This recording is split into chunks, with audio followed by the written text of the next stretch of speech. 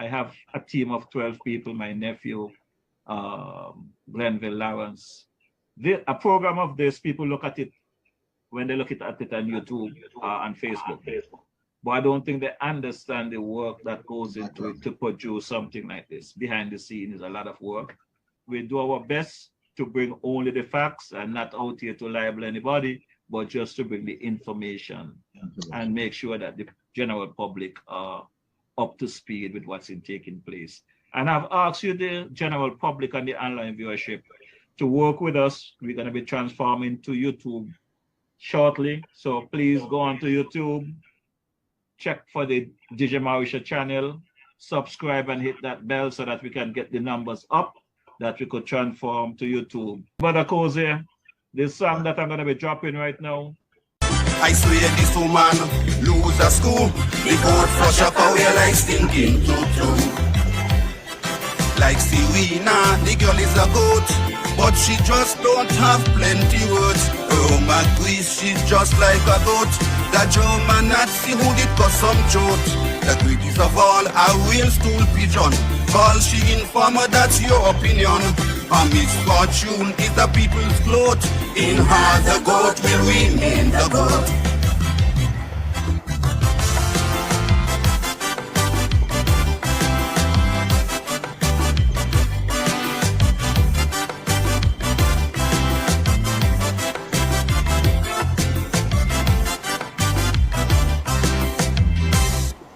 Yes, man, that's the sound of the man, Bad Man Polo. A goat is really a goat, man. Greatest of all time hack.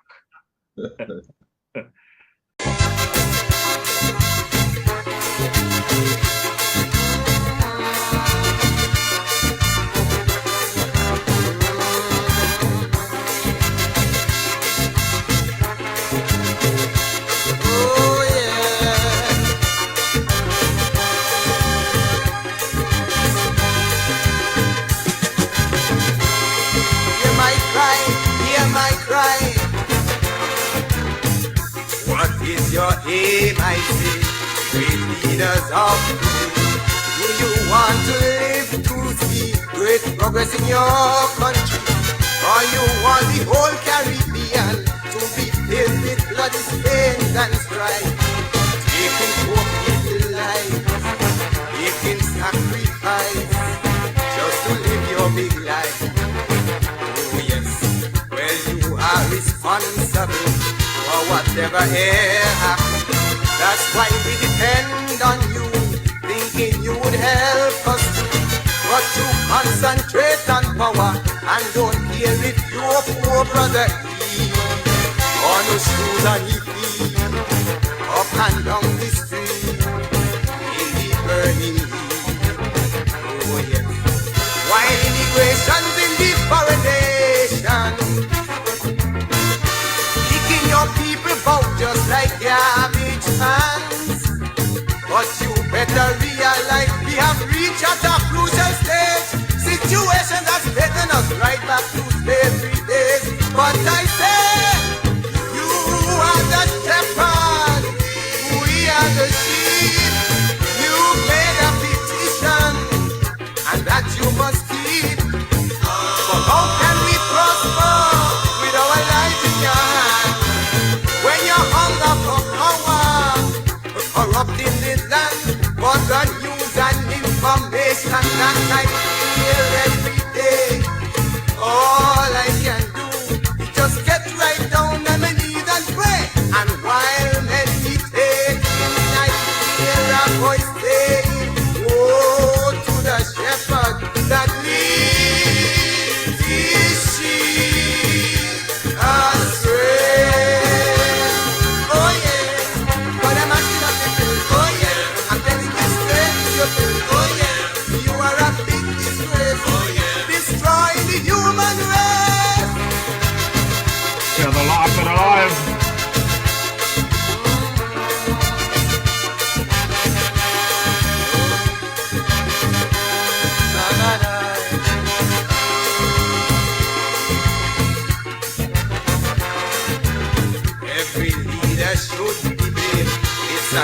I must explain. Opposition leaders too, you're also responsible for when you perform malpractice, overthrowing government, I'll insist. If something like this is of your interest, then you're a pessimist. Oh yes, but if you live by guns, well then, you would surely die by them. If you take my opinion, you can save a whole nation. All you opposition leaders and you ministers in government, while you resent and rest with content, poor people can't pay their rent. But when you come to the public, you keep a show, telling us mega business. But I hope you know, hungry children starving their belly out while you feeding high. But how can you rest with content when you hear them cry and deny that you are the shepherd, we are the sheep?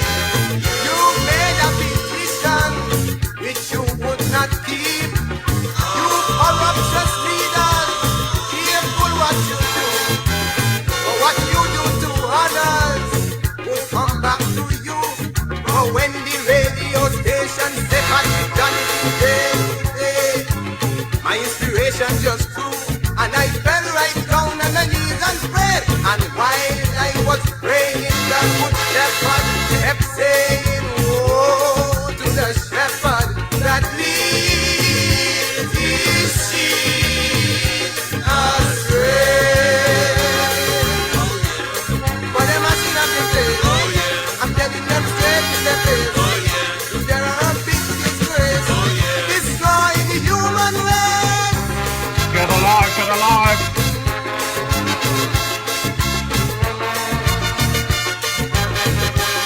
Oh yeah.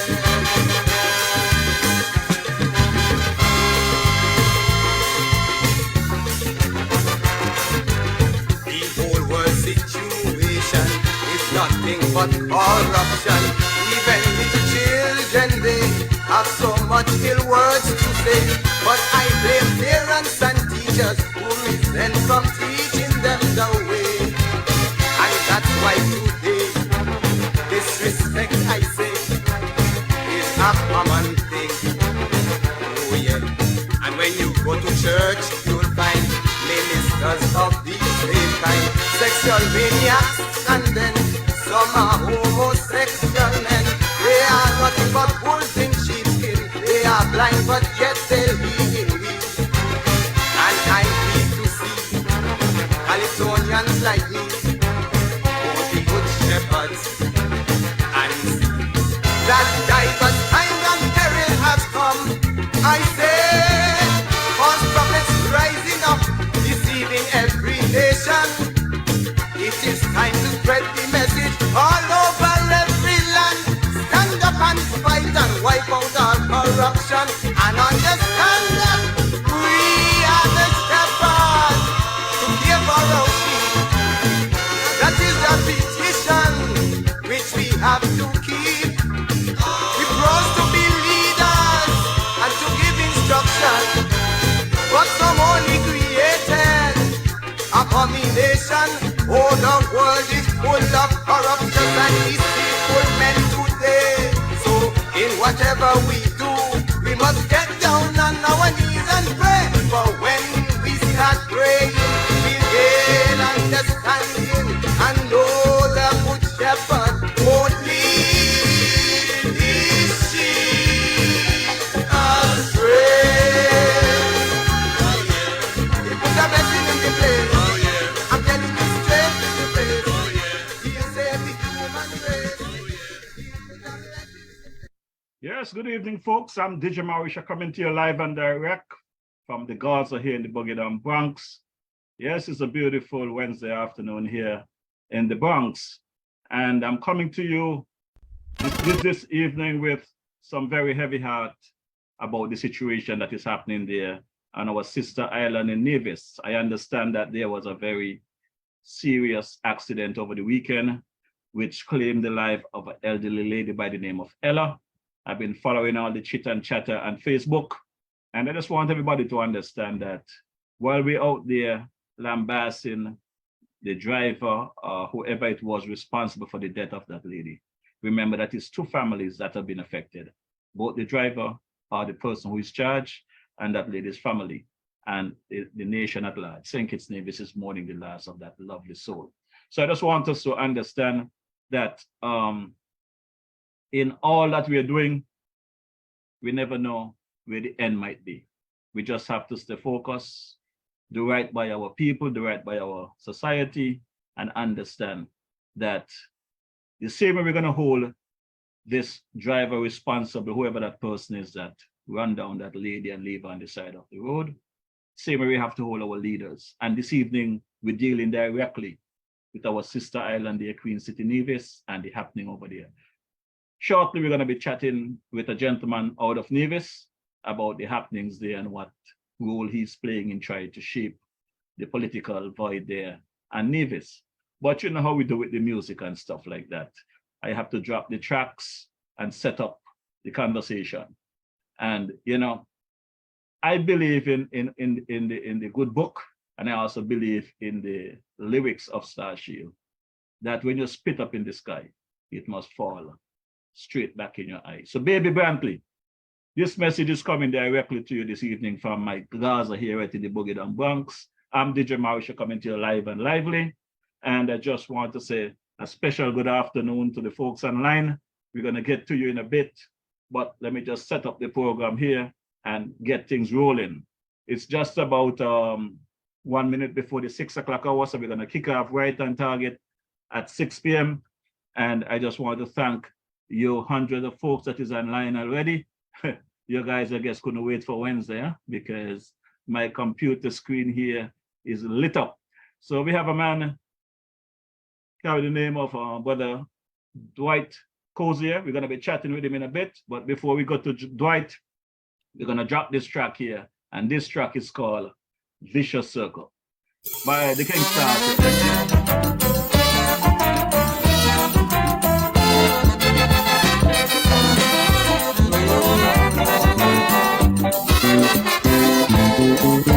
What is the reason for you to fear the iniquities of wicked men nowadays?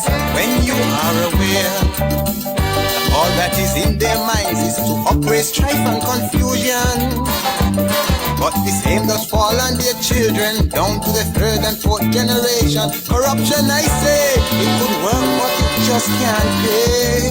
For most people who are living sky high today got rich in dishonest ways, and living with them from day to day, I can say that if they could hold the key to destruction and upturn this place to confusion, they would strive to do all they can do.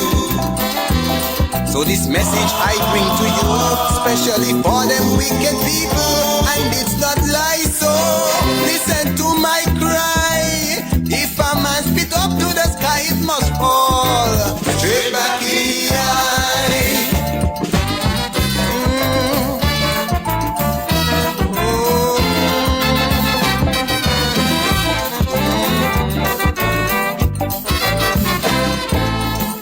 Some men would even use their position to seduce young women of this nation. Say this wrong. And coming out of school, applying to get employment, and to be successful, they must be present for interviews at their residence at 8 p.m. instant, or somewhere they never went. I call it a bed and back situation, breeding corruption over the land. But they'll cease from their wicked plan when they understand that's the one who holds the key to destruction. From the eternal life to confusion, they continue to seduce my people.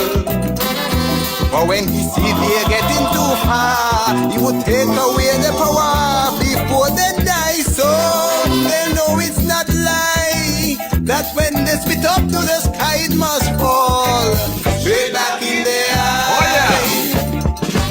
You're alive and alive. The King Star Drill.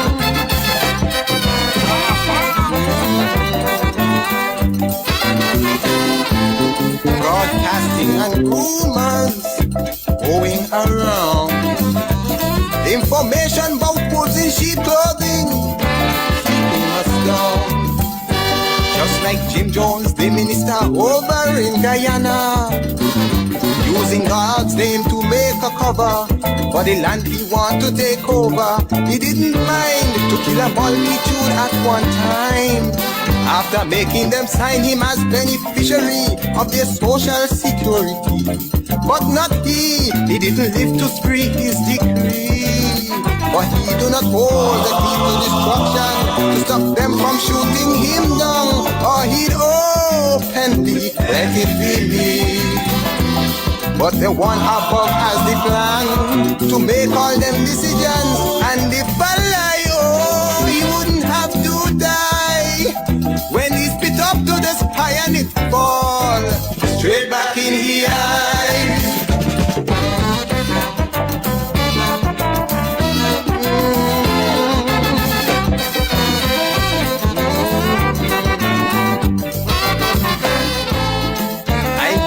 Intrude on no specific man, for when I sing my song, I just sing it from true inspiration. Whatever I do does surely affect me too, for whatever deed that I do, it becomes a vicious circle. Vanity never makes happiness for you, so you should never spoil your future days for vanity, which does not pay. For happiness can only be when your mind is free, and you know who holds the key to destruction can make this a happy nation if we strive to do what we should do. That's why this message I bring to you would help us to trouble through, let it reach you high. So even if I die here, I spit a blessing up to the sky, let it fall straight back in your eye.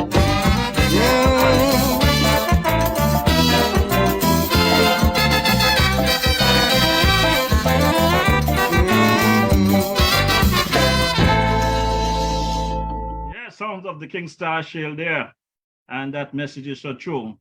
You spit a blessing up to the sky, let it fall straight back in your eye, because as they would say, what goes around comes around, and it come back around very hard. As I said earlier, we're going to start off right over there in our sister island of Nevis, Queen City, Nevis. We're going to be rapping to a brother there in Nevis, the man by the name of Dwight Cozier, and he's standing by and up already. Dwight, could you tap your mic there, open your screen? Good evening. How are you doing, sir? Good evening to you, DJ Morrishaw. Can you hear me? Yeah, I'm hearing you loud and clear, and you're looking lovely on screen, so we're ready to rumble. Good evening, sir. We have a great amount of viewers online already, waiting patiently for our chit-chat.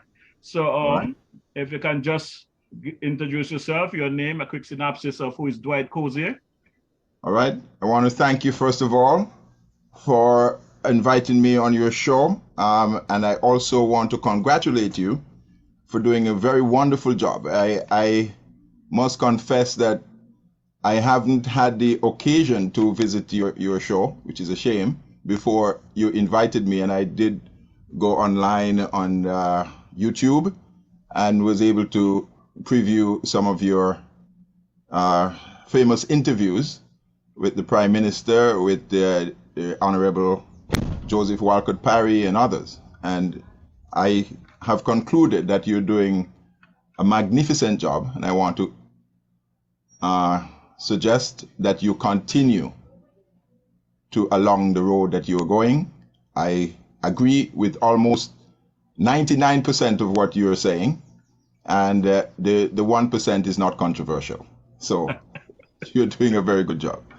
I want to also, before I begin, to join you in conveying my condolences to the family of the lady who lost her life in the tragic accident that you referred to, and also to give my sympathy and my support to the gentleman who is involved in the accident. My prayers are with both families, as I believe, that most, if not all of the people of Nevis are held in sympathy with that tragic accident. In relation to my background, who I am a humble student of the Combermere School, where I first ventured from my humble village of Fountain, right across from Cabo's shop, the famous Cabo, Cabo's Goat Water, which is he generously serve every Saturday afternoon. I grew up just across the street from that shop in a little house there, with a green and white gate or fence surrounding it. My father, Charles Thomas Anderson Cozier, and my mother, both of late memory, Lillian Theodosia Cozier, gave birth to me and raised me there. I traveled from there on foot at the age of 5 to the Combermere School, which is about a mile down the road near camps, in the area of camps, near Camp Gate, as they call it. And I had my first touch with education, the education system there, between the age of 5 and 12. And around 1981, I was selected. Combermere School was an all-age school, and so not everyone got to go on from Combermere School to the Charlestown Secondary School, the high school at that time in Nevis for that area. But I was able to do so, fortunately, in 1981, and was able to complete my high school education there. I then moved on to do business, and I then went and studied law. I'm a graduate of the University of Wolverhampton in the United Kingdom, with a bachelor's degree in law. I subsequently obtained a postgraduate master's degree in international corporate and financial law from that university. I work at the moment with my wife's firm, which is Cozier and Associates, and we have a practice that we try to keep on the straight and the narrow. It can be found at www.cozierlaw.com. I worked with and served the people of Nevis, worked with the Honorable Joseph Walcott Parry with the Nevis Reformation Party between the years of 2006 and 2013, and served the people of Nevis as an appointed minister in that government. After we demitted office in 2013, I came back and continued to do my humble work here with my wife's law chambers, Cozier and Associates, and here I am today. There are some issues which I would want to go into. I do not know if you want me to stop here and I go into those issues later, or you want me to continue. Well, first and foremost, your computer screen have your head cut off just above your forehead.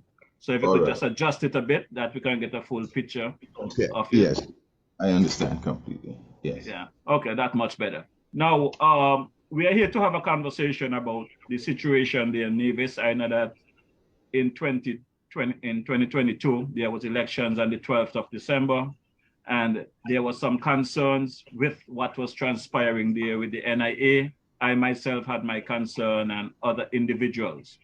I understand that you are one of the persons that took actions as a citizen of Nevis, and I want to commend you on that.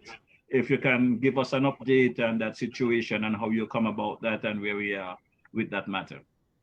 Well, DJ Morrishaw, I am not sure if one of the persons that took action would be an accurate way of putting it, but I was involved behind the scenes, I should say, with the Nevis Reformation Party. I helped to bring, the party to the poll, and I gave my assistance to Dr. Janice Daniel Hodge as best as I could. This was November, we were talking about November, December 2022. But I am not officially involved with the Nevis Reformation Party as we speak. So I'm a member, I'm a supporting member, I support the party, but I have no official capacity in the party other than I assist whenever I am called upon to do so. And I do so willingly and without hesitation. However, I have, as I mentioned before, after 2013, I reverted to my life in business. I have and am associated with a few businesses around Charlestown, and my profession is a corporate law consultant for two Cozier and Associates, and so I do assist with all of whatever I'm asked to do here. However, I am also associated with a local hotel here called the Pinnis Beach, locally called the Pinnis Beach Hotel. It is owned by a company called the Pinnis Hotel Development Limited. And I got involved with that company in 2004, 2005, on the invitation of the now late Mr. Roosevelt Nichols. The situation was that the company had fallen into severe arrears with a bank, a local bank, and there was a move to foreclose on the property.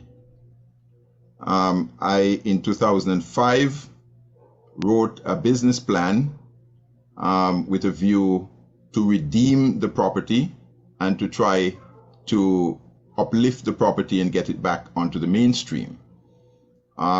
It was proved to be a Herculean task, but I felt that because it was a locally owned property and it had been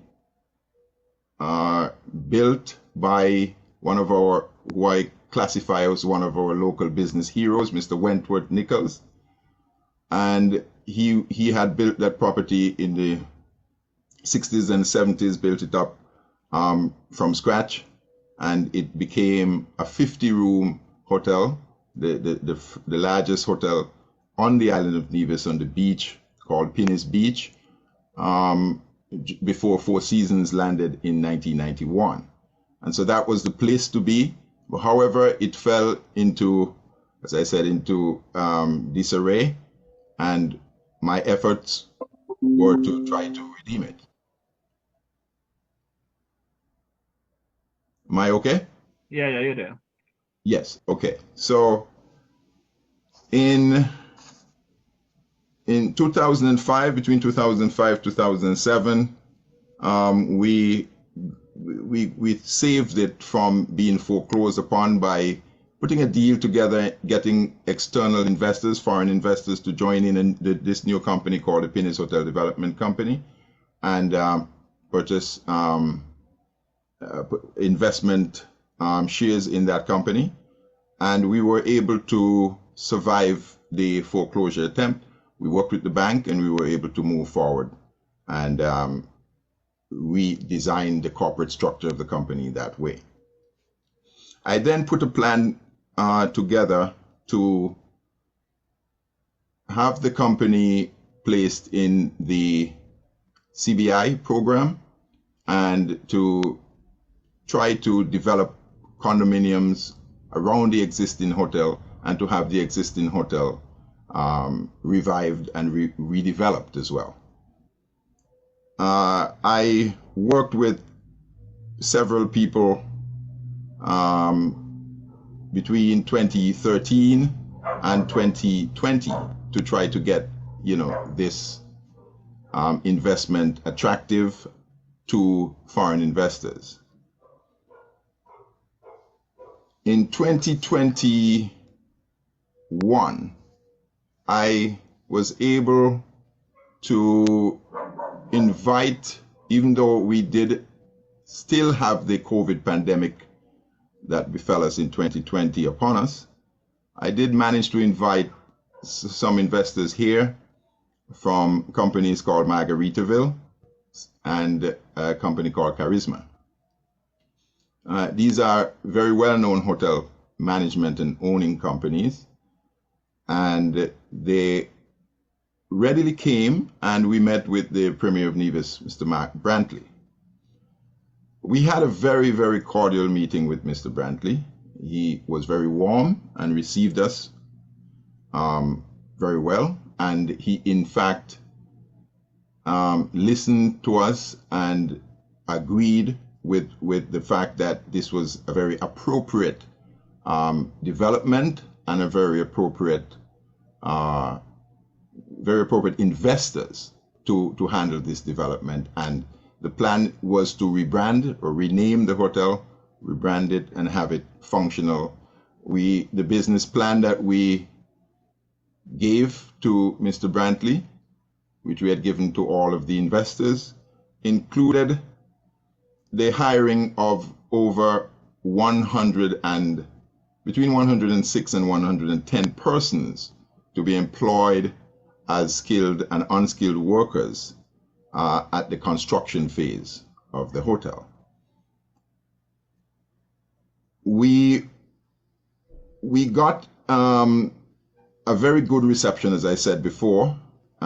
We had in that meeting the Permanent Secretary of Finance. So it was a very, very high level meeting and a very satisfactory meeting. We were told that whatever obstacles were in the way of beginning construction in 2022 of the condos, that those would be moved aside, those would be dealt with by government, because these were not formidable obstacles. There were things that could be done easily. And so we felt assured by the Premier that this was something that he was, in support of, and that we would be moving the matter forward. And I have to underline this by saying also that I personally have witnessed press conferences of the Premier where he has spoken about what I would describe as looming projects. I can't recall all of their names. I can recall one of them he called the One and Only Resort, and there were some other resorts over, I believe, on the windward side of the island that were named Windham, and some of the names that were bandied about. These I have heard him speak about at his press conferences ad nauseum. And so I was of the view that here was an opportunity that he would be able to grapple with and monopolize upon. And so I simply sort of trusted, everything that was said and moved forward. We had one obstacle that, let me back up a bit. We had three obstacles. One was that the investors wanted an increased package of concessions, the new investors. This was discussed, and we did indeed receive the increased package of concessions from the Premier. The other thing was that there was a request for an issuing of preferential shares to be approved by we were told, Skipper, the St. Kitts Investment Promotion Agency. And when I inquired as to why Skipper, St. Kitts Investment Promotion Agency, rather than NEPA, which is the Nevis Investment Promotion Agency, which I happen to have tabled in the House of Assembly in Nevis in 2008. And I was told, well, the Prime Minister had decided that he would do things that way. I was told that by the Premier, that the Prime Minister requested that all developments from Nevis interface with SKIPA for any concessions needed from the federal government. Who was the Prime Minister at that time? The Prime Minister was Dr. Timothy Harris. Okay. And he said to me, you know, that's what the Prime Minister has decided, and this is what we are prepared to do. So we are asking you to go to SKIPA. He then asked Mr. Colin Dorr, his financial secretary, to issue a letter to SKIPA on behalf of the project, asking for, you know, the whatever request that we had for shares to be dealt with. And so we felt comfortable putting forward the proposal to SKIPA, and SKIPA then came back to us and said, you know, there is this issue of upstamping. The plans had been approved by government, by the planning, the Nevis Physical Planning Ministry, but they had lapsed. And now what the legislation provides for lapsed plans. So the plan is approved, they're paid for. These particular plans, the first phase, $13,511 were paid to government, and the plans themselves cost over $350,000 to the architects. And so we saw this, we knew that this was just another rubber stamp type of hurdle to overcome. And when we got the letter back from SKIPA, we went directly to the permanent secretary of finance, and he said this should not be a problem. He would get on to the Ministry of Physical Planning. Unfortunately, when we got to that point, the Ministry of Physical Planning, the Director of Physical Planning, took a stand that was adverse to the request. And I thought that this was a bit, you know, funny, but I didn't think much of it, to be honest, because I thought maybe he's out of the loop. So I went to Mr. Dorr. I asked him what I should do with this sort of rejection from the minister, from the Director of Physical Planning. And he said, oh, that's not a problem. I'll deal with it. I'll speak to the Premier myself, but you take a copy of the letter to the Premier just to expedite it, and we'll move the matter forward. I did that, and I can recall, I think it was around the 28th of March, by now it was the 28th of March 2022, that I took this letter, and he said to me words to the effect that it was not a problem, it was a mistake on behalf of the director, but it will be dealt with. And he said he had already spoken to the minister. And when I inquired of him who was the minister that he had spoken to, he said the minister was Minister Spencer Brand, Minister of Planning. I then asked him, should I go and speak to the minister myself? And he said, well, it's a matter for you. I don't know if you want to do that, because I have told you that I have already spoken to him and asked him to fix it. At that point, I let it rest. I said, okay, he's the Premier. The Premier is the most powerful man on the island of Nevis. He gave me that assurance that he had spoken to the minister and that the minister would fix it. I have no problem with that. So I waited. I waited for around 2 weeks and did not hear from the minister. At that point, we were already in the process of seeking financing, the last stage financing for the project. And the shares was inimical or critical to the financing that we were seeking. The financiers were aware that we were in this at this point, and they were waiting for us to get back to them. So I decided, rather than calling and trying to attempt to meet the minister in person, I would write a letter and send it to him and copy it to the premier and the permanent secretary by email. And so that's what I did. I wrote the letter on behalf of the hotel company, and I sent it to the minister, laying out, it was a 5-page letter, and with enclosures of all the correspondence that had been received before, so that he was fully apprised of the situation. And I requested that, the premier had said that he would fix it, but I proposed a solution based on the law, and the law being the Nevis Physical Planning Development Control Ordinance, which at section 28(2) provides for the minister to take a matter of that type of matter to cabinet, have a decision made on it, have a determination made on it, and that determination would be final. That's basically what the law says. So I thought, that's what's going to be done. I got a response back. I wrote this letter on the 11th of April, and I got a response back on the 12th of April. And the response was very short. It said, I acknowledge receipt of your letter. I will get back to you shortly with all details. Cheers. It was signed Cheers, Cheers. And that was all that I got from the Minister Brand.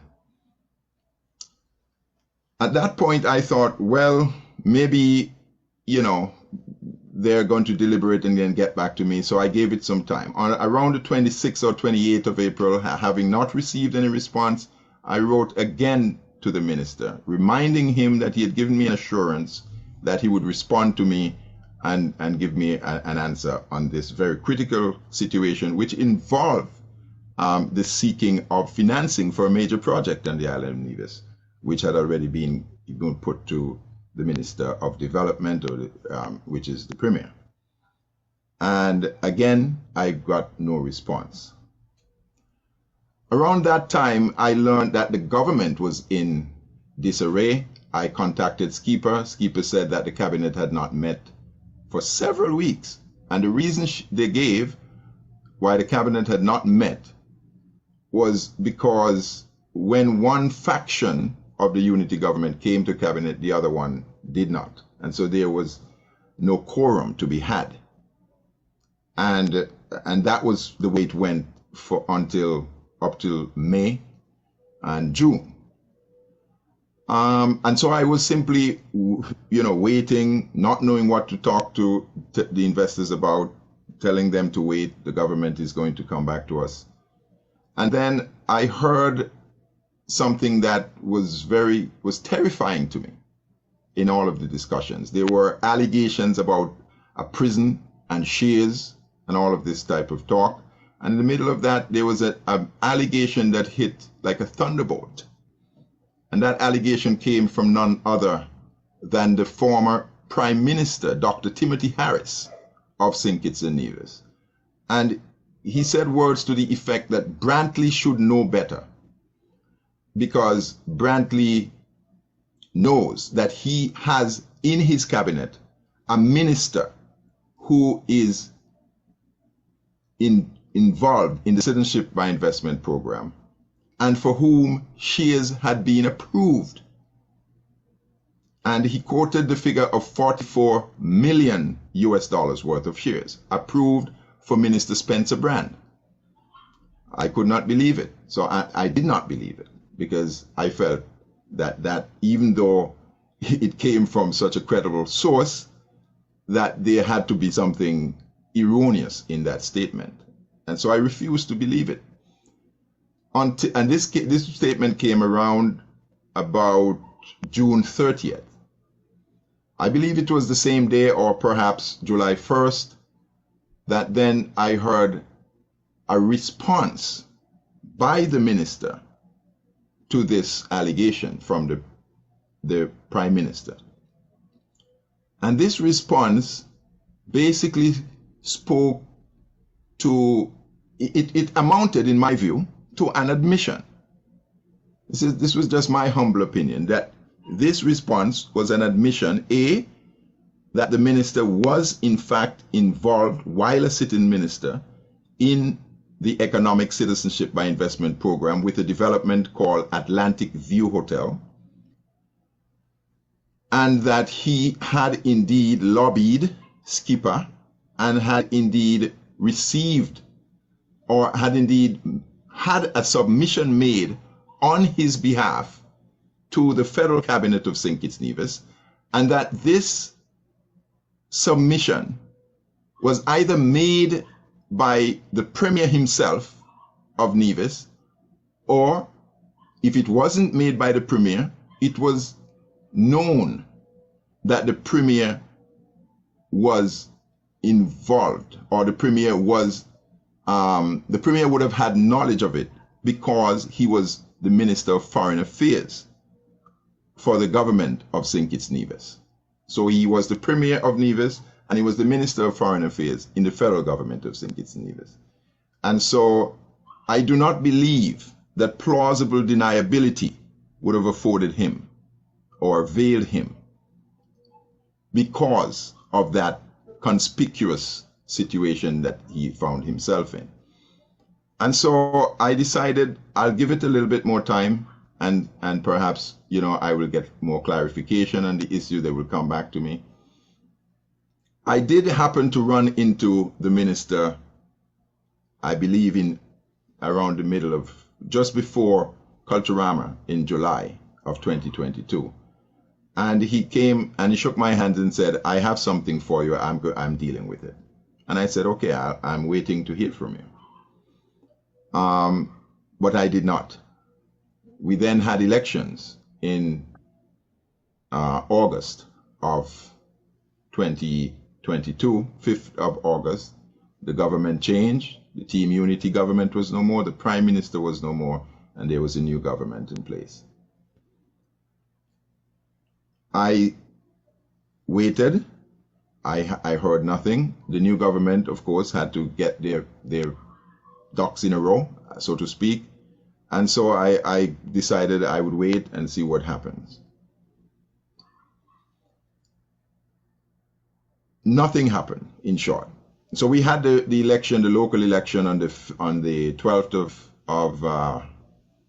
of December 2022. But I was doing, you know, I had to do my private thing, and I have suffered tremendous loss personally as a shareholder and a director of this company. I'm one of the directors. I'm also one of the shareholders of this company, and I was therefore compelled to file a fixed date claim form, a lawsuit against the Premier Mark Brantley, and against Minister Spencer Brand. And that fixed date claim form was filed for the public tort of misfeasance in public office. And misfeasance in public office is not an ordinary tort. It's a tort that is designed to correct problems brought about by public officials. And so this was filed on the 23rd of December. I had also to join the Attorney General, because the Attorney General represents the state and had to be joined. And there was a judgment coming down from the Court of Appeal earlier that spoke to the fact that the government of Nevis could not sue or be sued. And so the Attorney General was the correct party. I joined the Attorney General simply as a representative of the Crown. I have no quarrel whatsoever with the Attorney General. And who is the Attorney General?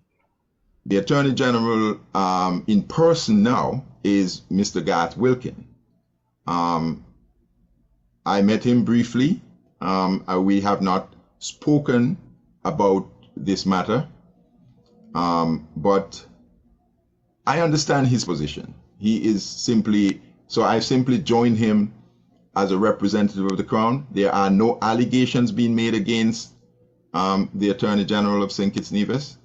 The allegations in the lawsuit are primarily and solely based on the actions or the omissions to act of Mr. Mark Brantley, Premier, in his capacity as Premier, in his capacity as the Minister of Finance for Nevis, and in his personal capacity, because I am persuaded that their actions constitute a departure from their oaths of office, from the Integrity in Public Life Ordinance that was passed in 2013, and therefore their actions are ultra vires, the law, those laws.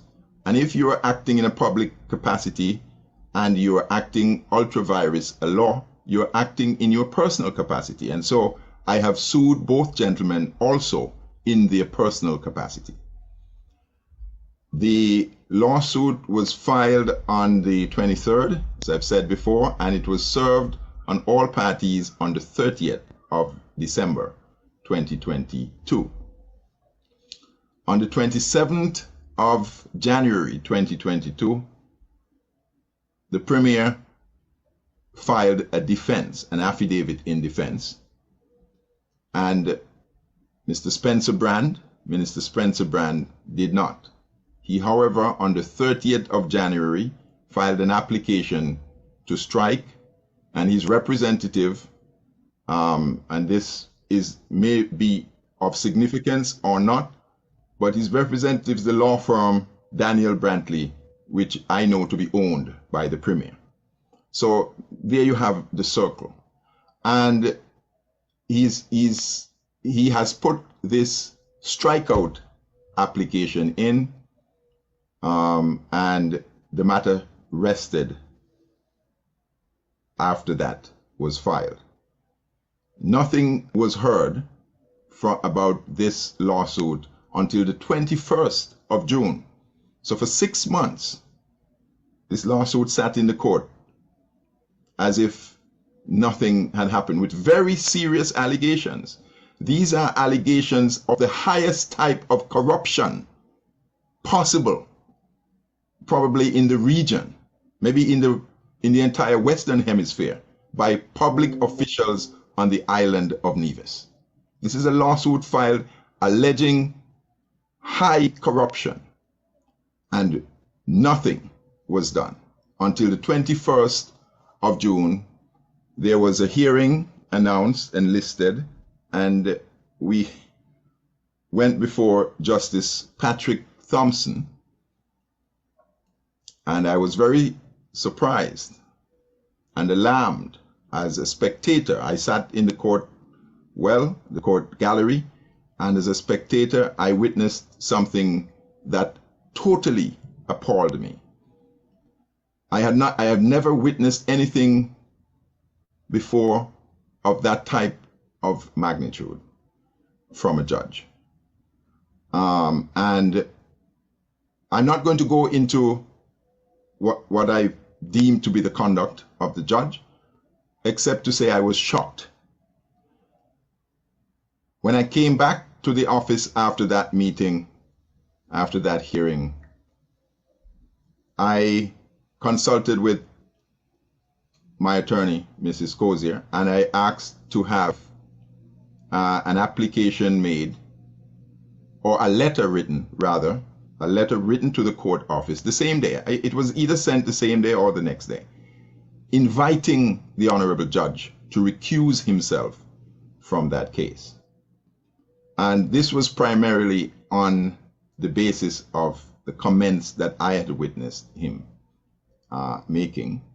And that letter then was sent to the court office, and we waited, did not hear back from the court office, and so that letter was sent to the registrar of the Court of Appeal, of the Eastern Caribbean Supreme Court of Appeal, where I believe it would be viewed by the Chief Justice.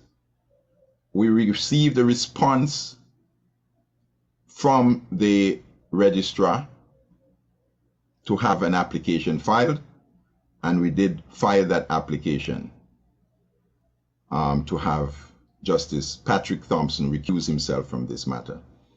Now, I have to say further here that not only was I appalled by the utterances of the judge, but I was further appalled when I did some research and saw on the judge's LinkedIn page that he was an employee as an associate of the firm of Keithley Lake and Associates of Anguilla between the years 2006 and 2008. And I also saw that the firm Daniel Brantley, which used to be Daniel Brantley and Associates, now called Daniel Brantley, which is owned by the Premier of Nevis, Mark Brantley, had a relationship with this firm in which they referred to themselves as sister law firms. So this is the sister law firm. Mark Brantley's law firm, Daniel Brantley, is the sister law firm of Keithley Lake and Associates. And Justice Patrick Thompson Jr. worked with Keithley Lake and Associates as an associate between the years 2006 and 2008. Now, I would have thought, and just from my humble knowledge, that if you sit as a referee in a boxing match or football match and you had some type of affiliation or relationship with one side or the other, it would simply be the prudent thing to do to say to the sides, look, I have this relationship. Would you like to invite me to recuse myself before we proceed? I believe that is the protocol. I believe that, in fact, is the standard procedure and the operation in these types of circumstances. However, it was not done. And so the right thing to do, we felt, was to make an application for His Honor, His Lordship, to recuse himself from this matter. However, when we went to the hearing of the recusal, we were told that His Lordship would prefer to have another judge hear the recusal application, and that he may, in fact, put in an affidavit. And so that is where we are at the moment. And we have made the order. The order was sent back to the court. I believe it's now perfected. And so there is another judge who may be hearing this recusal application. I believe it's Justice Gill in St. Kitts. And we can only wait with bated breath to see what the outcome of that is. But my consternation, DJ Morrishaw, is the fact that we are living on a 36 square mile island with about 13,000 citizens on residence, and we can tolerate this type of conduct in our public offices. I sometimes lay down at night and wonder how many of the 13,000 citizens and residents of this island know what is really going on in their public offices, because it's their public offices. It's they who pay the taxes to keep and maintain these offices. Yet it seems as if many are oblivious to what is really going on. And I will end there for now if you have any questions. You know, I am listening to you, Mr. Cozier, and I am just hoping that what we fought for over the last couple of months, when we speak about democracy and good governance, that it will be repaired it will be corrected. Some folks try to throw politics into everything. If you're listening to a device, you're feeding back on my headset. Some people seem to throw politics at everything and not dealing with the issue at hand. This evening, I started off by dealing with the Nevis aspect of stuff, though we're going to have a further discussion on what's happening in St. Kitts. As I said, something is feeding back, Mr. Cozier, if you're listening to a device. No, I have no devices on. No. Okay. All right. Anyway. The only thing I'm hearing is we have a server in the back there, a mainstream server. Okay, no, that's okay. The situation here is this, is that it is, as you said, very straightforward. If there is a judge, and I think public knowledge, St. Kitts Nevis is a very small space. We know who the judges are, we hear the talk. A situation such as this, we just went through the situation with the honorable, well, not honorable, but the candidate, Patricia Bartlett and J.D. Keynes filed their challenges to the elections that took place on December 12th, and we knew how that went down. And I understand it's the same judge. Why is it so hard for this judge to understand that we need to have, even if things might not be fair, it must appear to be fair. And the people, the general public, is not happy knowing that he was a part of Keithley Lake and Associates, if that's the name of the company, who is known to be the sister law firm to Daniel and Brantley and Associates. So for them to be dragging this thing out, all they're doing is frustrating the public, frustrating the people, wasting monies, wasting taxpayers' money, because at the end of the day, I believe is the state going to carry this burden in terms of the finances to pay these judges. And when we look at the CBI, why is it that Premier Brantley and his cabinet of ministers is so welcoming of foreign entity, foreign investors, but the local investors are the local citizens that is making a try? Why is it so hard for them to get a help? Why we have to go through all of this? And as you said, I don't want to believe that the people of Nevis, the citizens of Nevis, do not know really what is going on, because I've been blind from my pulpit here from 2020 about the happenings on St. Kitts and Nevis with the Team Unity administration. And we know the songs that was being sung. They say, ignore the nice fake news, best government ever, best prime minister ever, best relationship with St. Kitts and Nevis. Well, we all know what that was about when it came down to the elections of 2022, the campaign. And I see you went past the May of last year. May 2022, 6 of them got fired from the Team Unity administration. So they could not have a cabinet meeting when guys don't show up to cabinet.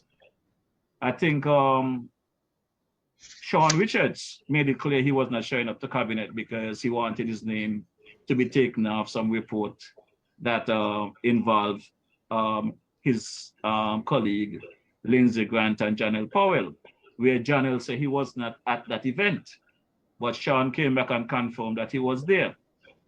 There was so many things that was wrong where in that unity construct, everybody was taking care of themselves, but not the country and not the citizen. And it goes back to where we are now. And I would like you to get in depth and give whatever information you have, because there are many people out here in line that think all is well in Nevis and all is well in St. Kitts, that really do not know the fights and the ins and outs that is going on. And when people like myself try to highlight these things, they believe that we're just cussing government or cussing Mark Brantley. I have no problem with the gentleman personally. I love the gentleman as a person. The problem I have with him is the way that he's misleading people, and what I see to be corruption in Nevis, serious corruption in government.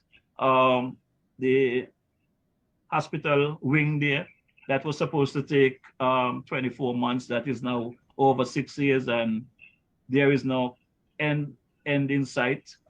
the Vance Army Airport situation saga, and you could go on and on and on.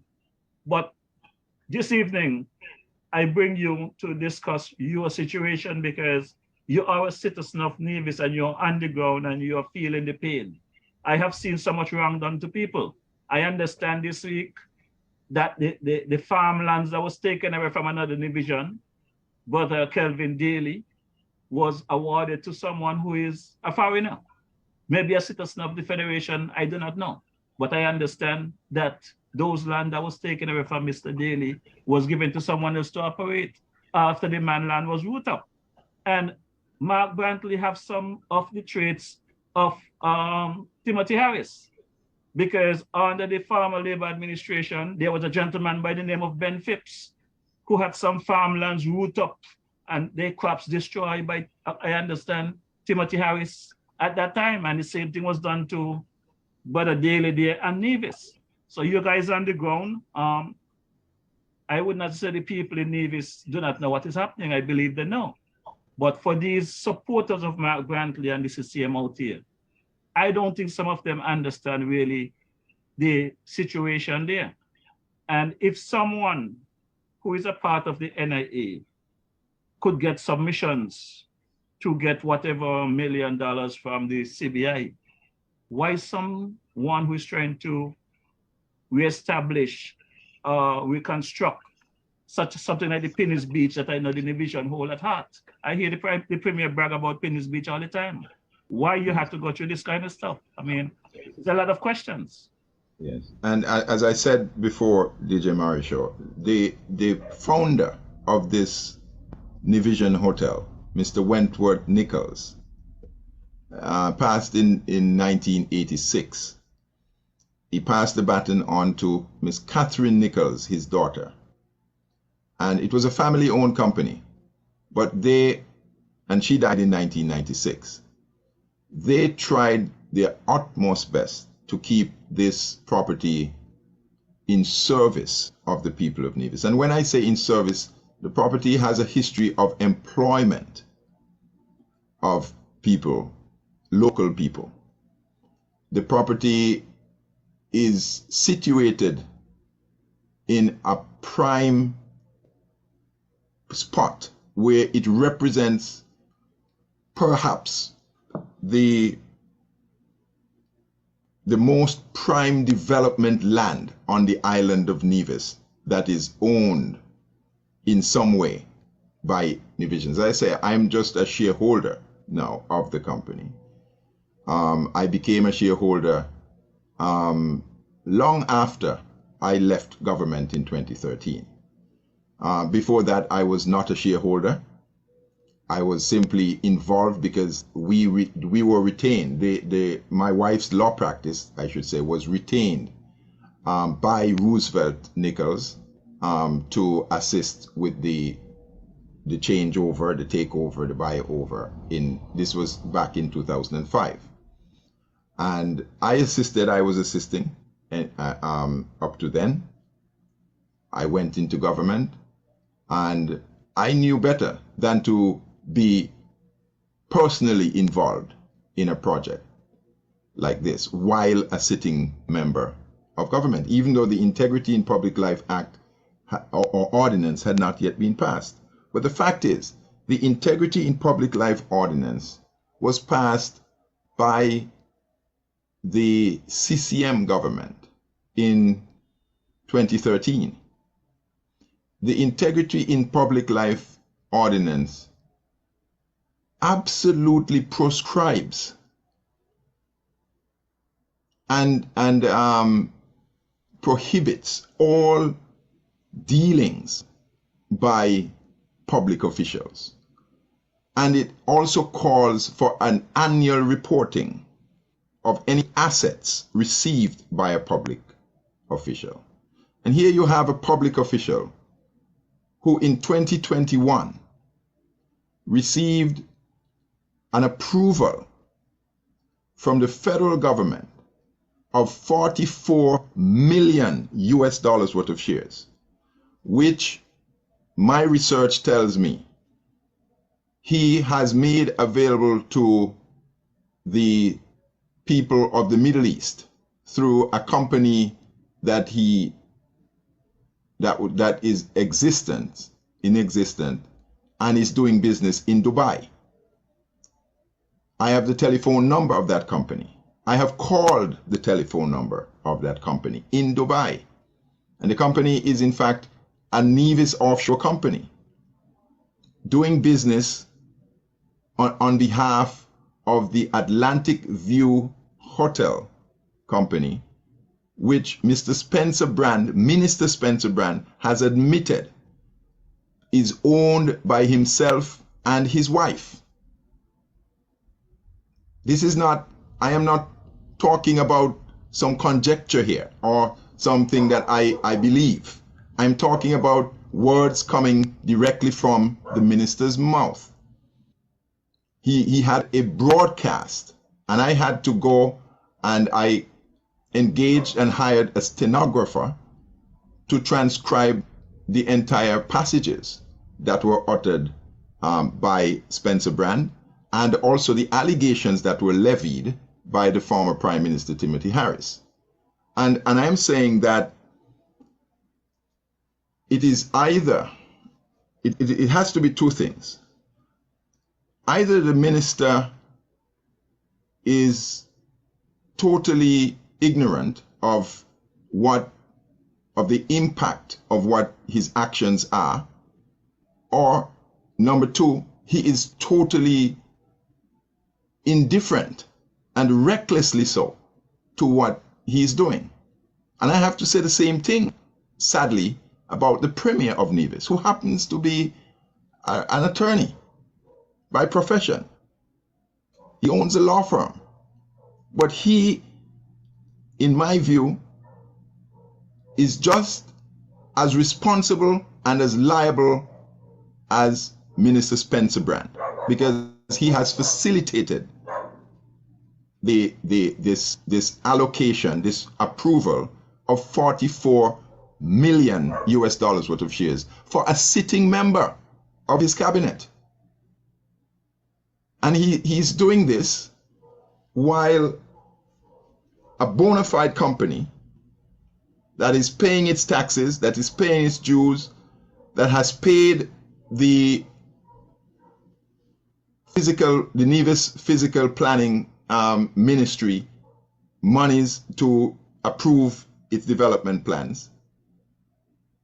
They are preventing this company, from obtaining shares, while he has obtained $44 million worth of shares.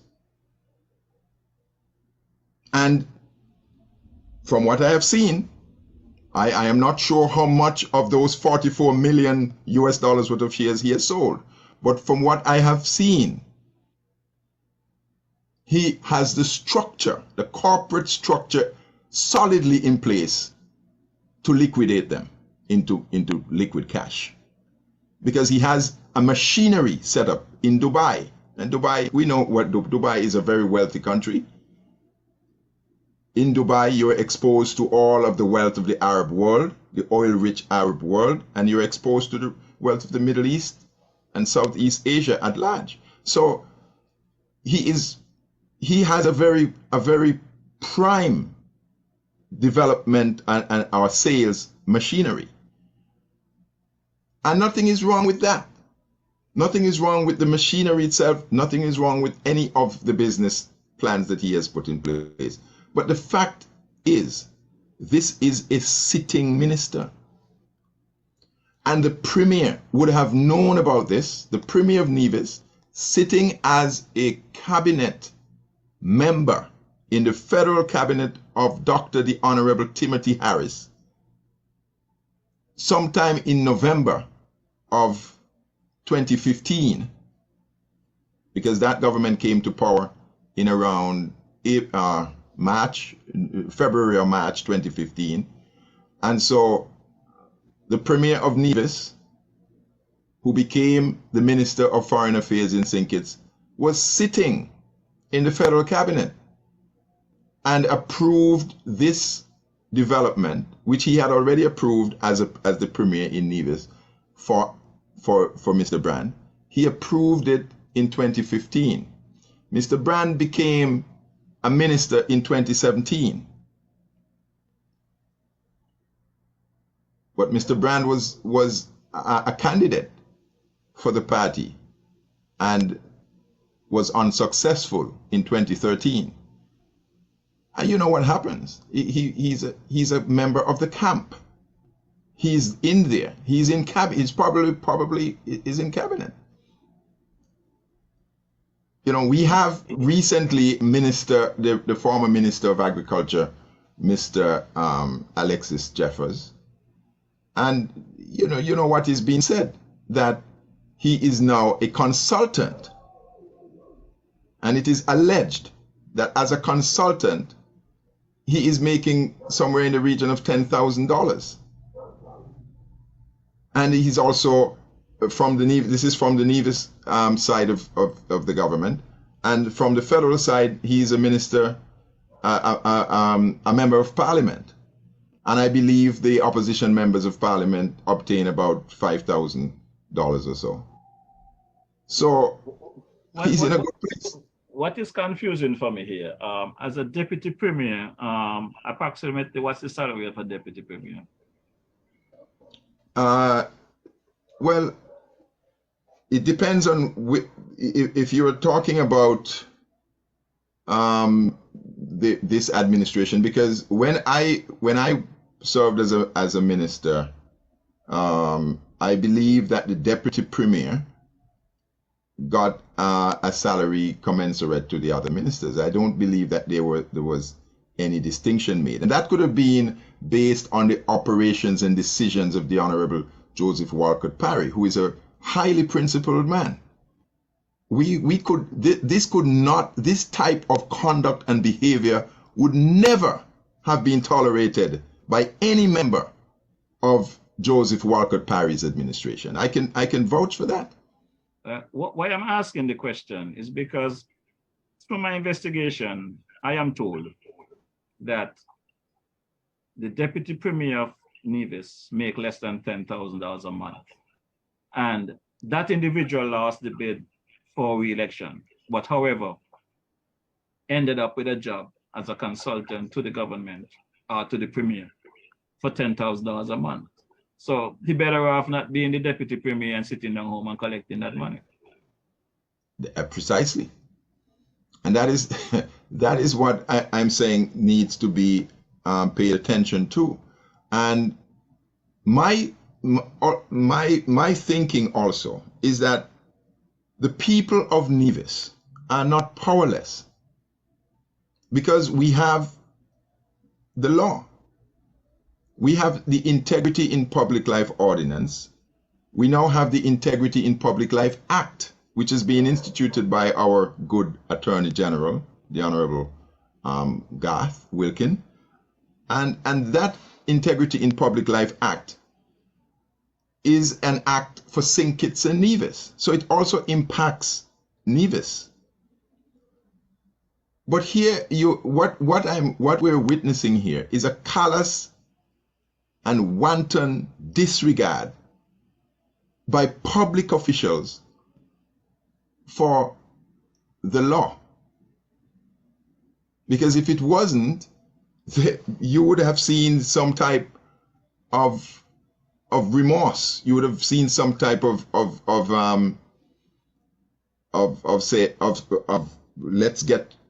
let's sit down. And I have had some entreaties from the Minister Brand to come and sit with him.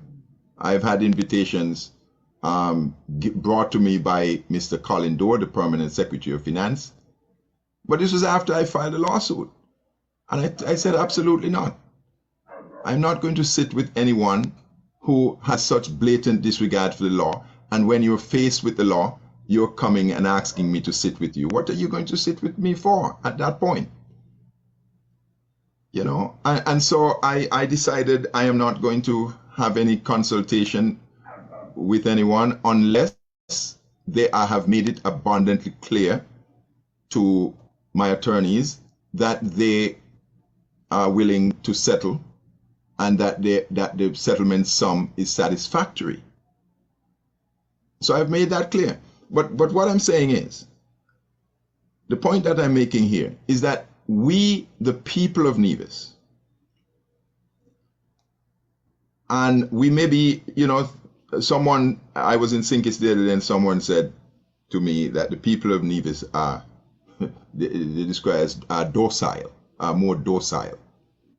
And I told the person, look, I don't agree with that, because I don't understand the term docile. I don't think they're docile. I think we're long-suffering. Long-suffering.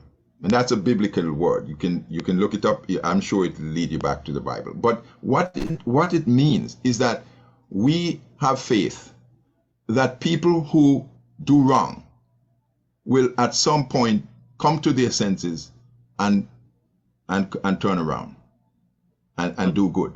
But if they don't, the people of Nevis have proven before that when public officials become corrupt, that they are dealt with. And we have heard about the 80 acres of land. In my day, when I was actively involved in politics, I spoke prolifically about the minister who was involved in a purchase of 80 acres of land. And in the end, that government toppled.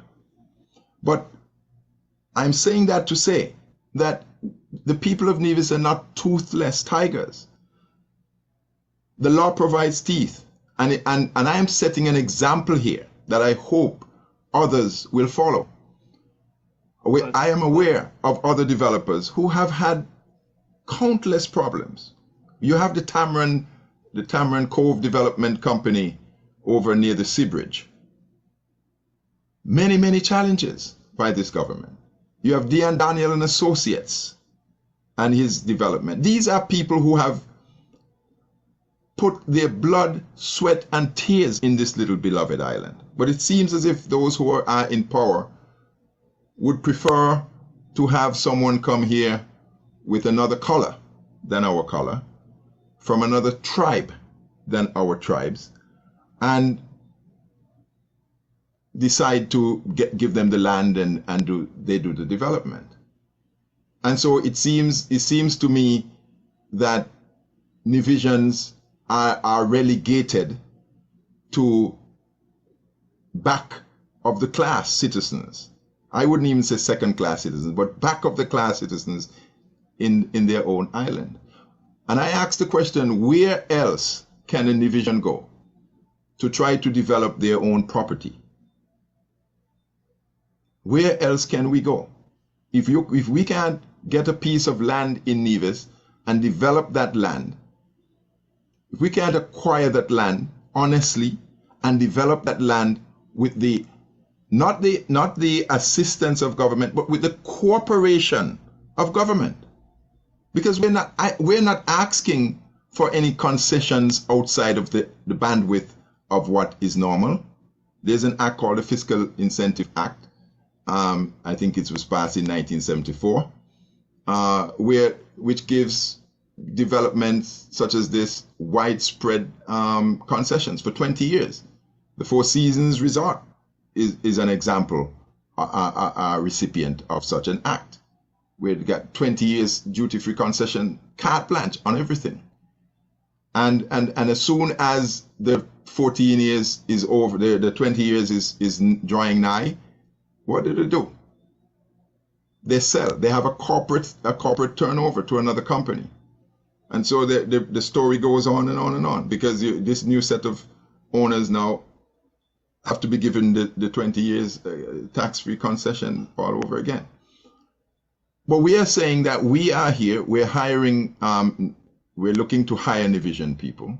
We're looking to develop prime land on Nevis, the primest development land on Nevis.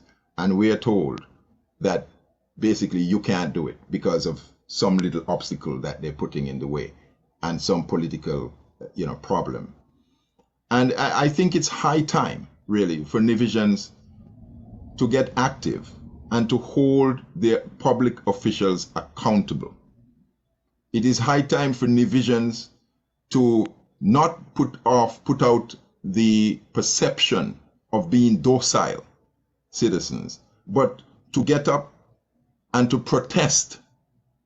Because the people of Nevis, DJ Morrishaw, apart from what I'm saying here, the ordinary people of Nevis are feeling tremendous pressure at this time. They were already feeling pressure, and they're continuing to feel tremendous pressure at this time. There were many of them who thought that we would have been rid of this government come 12 December 2022. It did not happen. There was a court case that ensued. Petitions were put forward.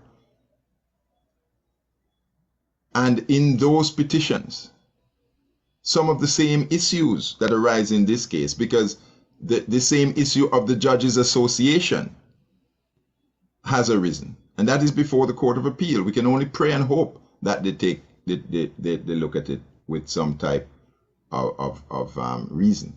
But this is something that will redound, not to our benefit, but it will make us look, very silly in the eyes of the international community if it is not properly resolved.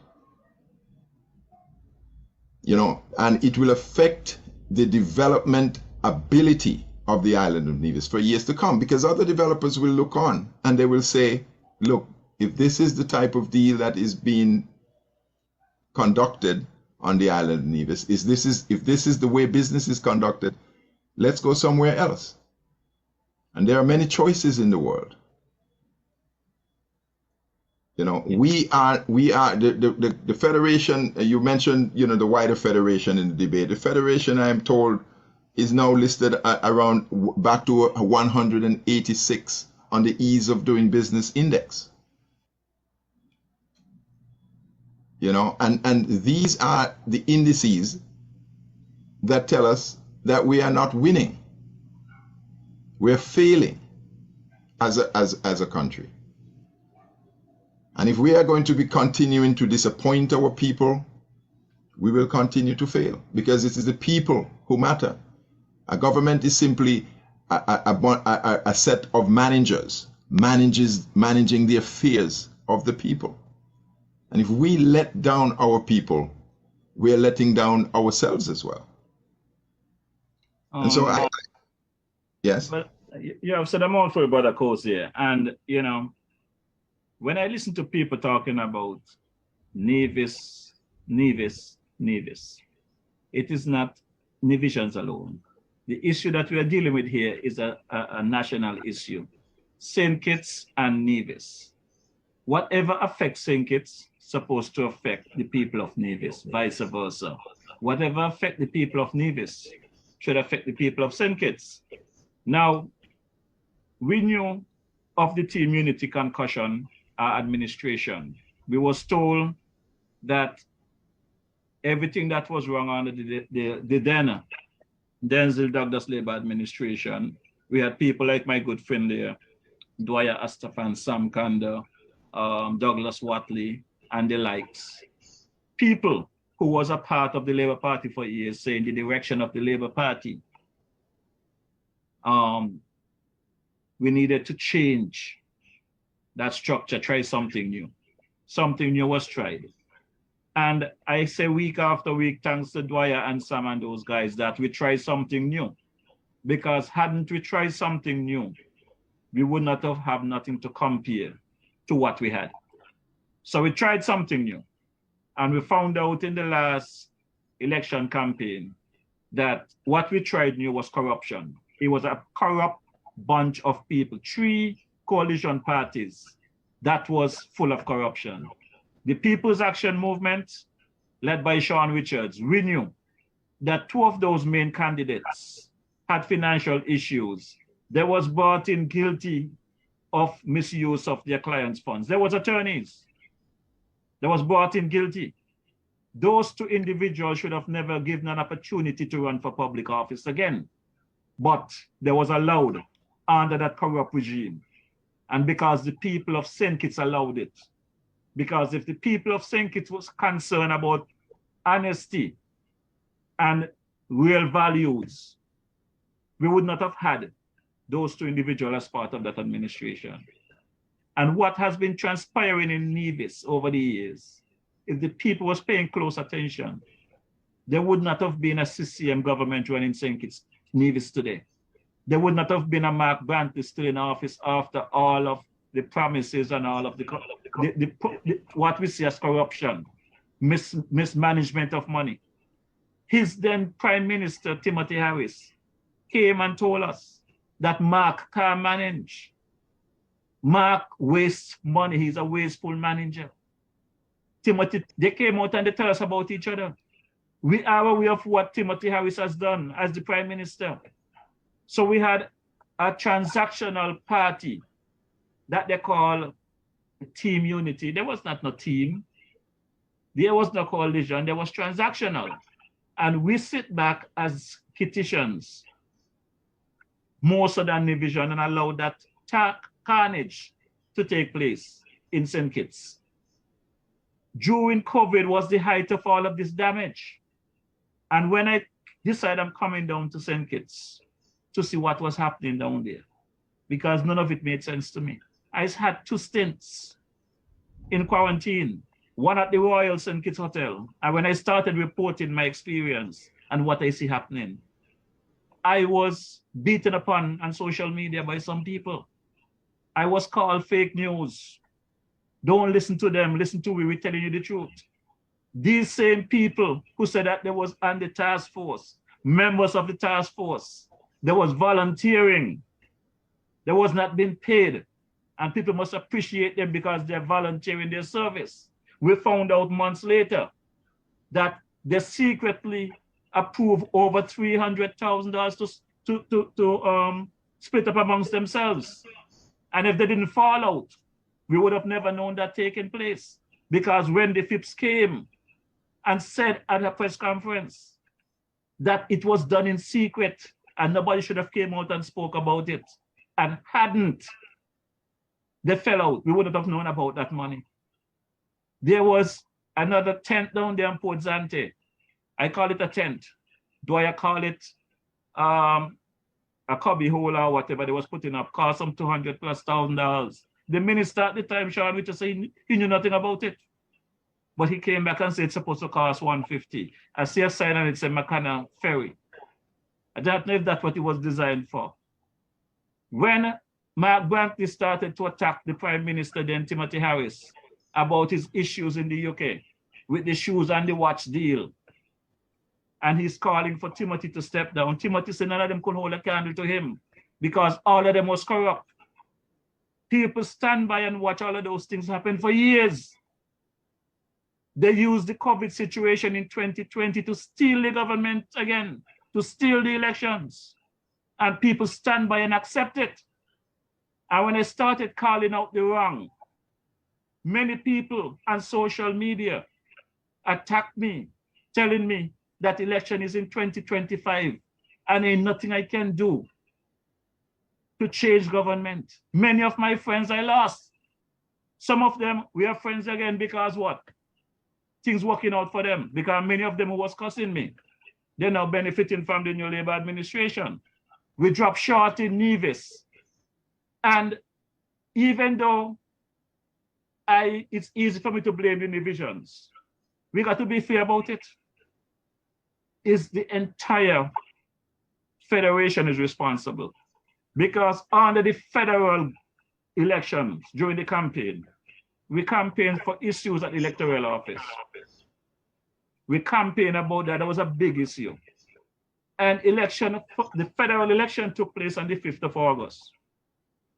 And I really thought that things was, when they got rid of the former electoral supervisor and said there was a new one, I really thought that things was in place for betterment of the electoral office.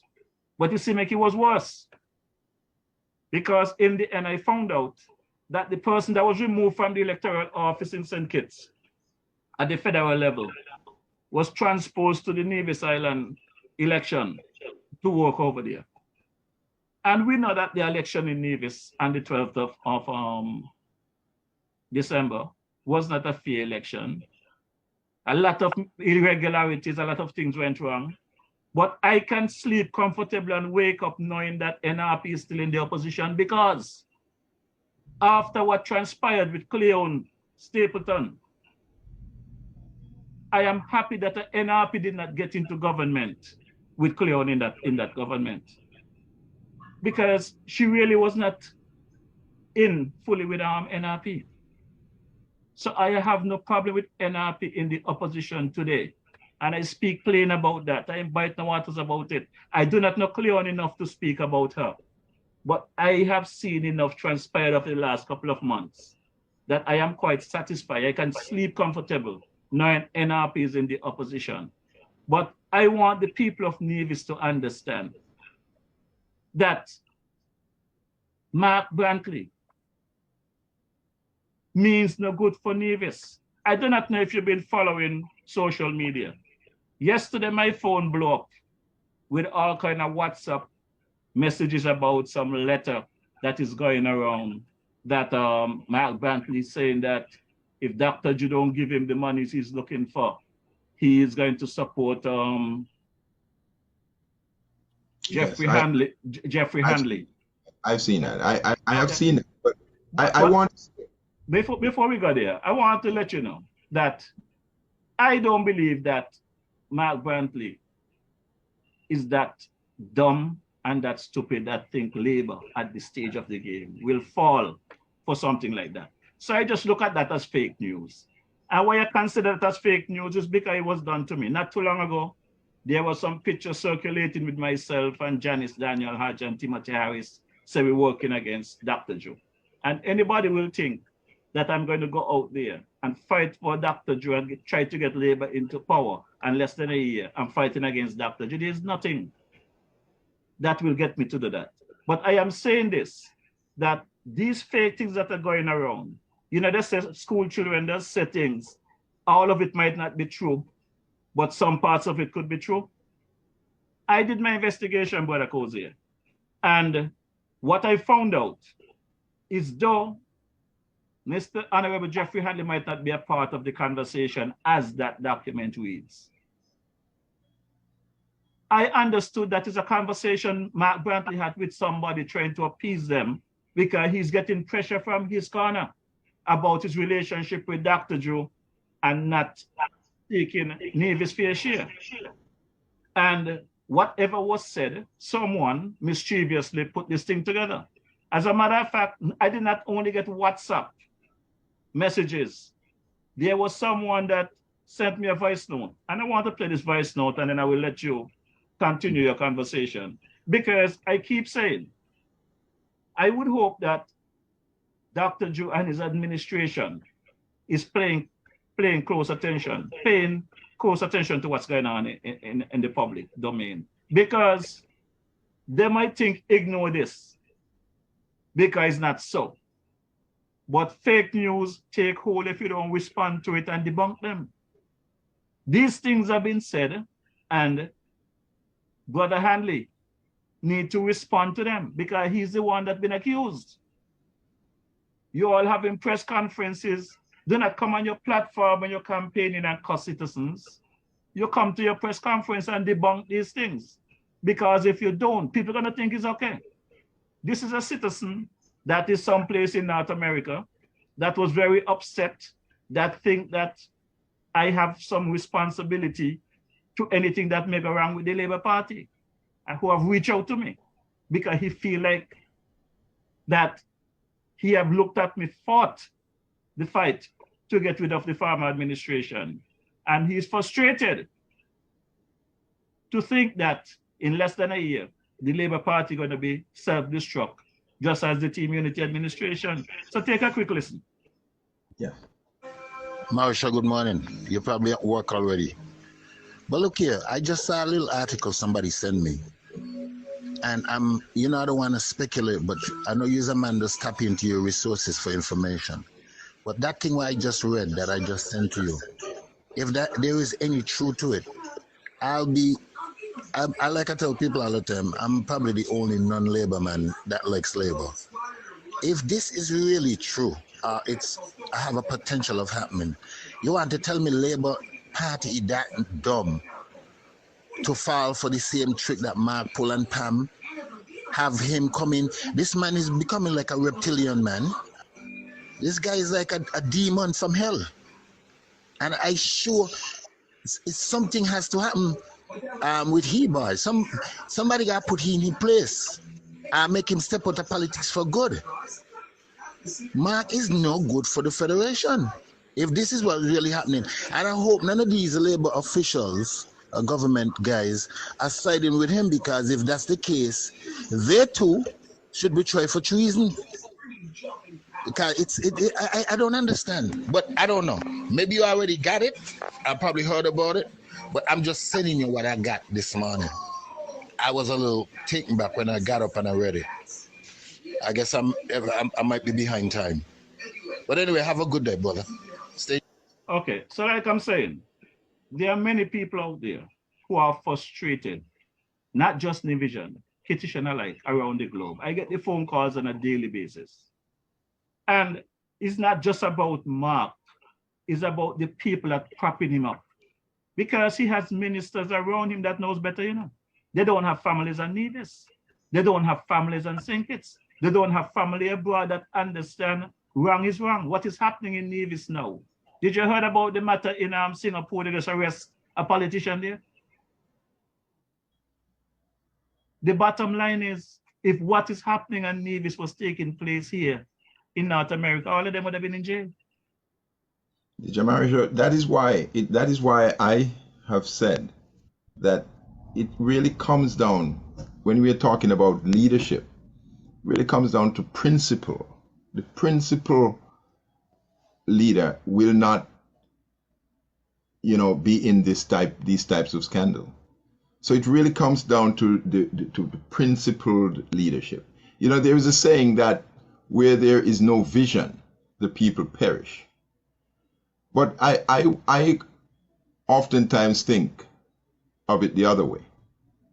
So where there is no principled leader, because if you stand for nothing, you fall for everything. And this is what I find is happening to the politicians that we have around us today. There is no more principled stands.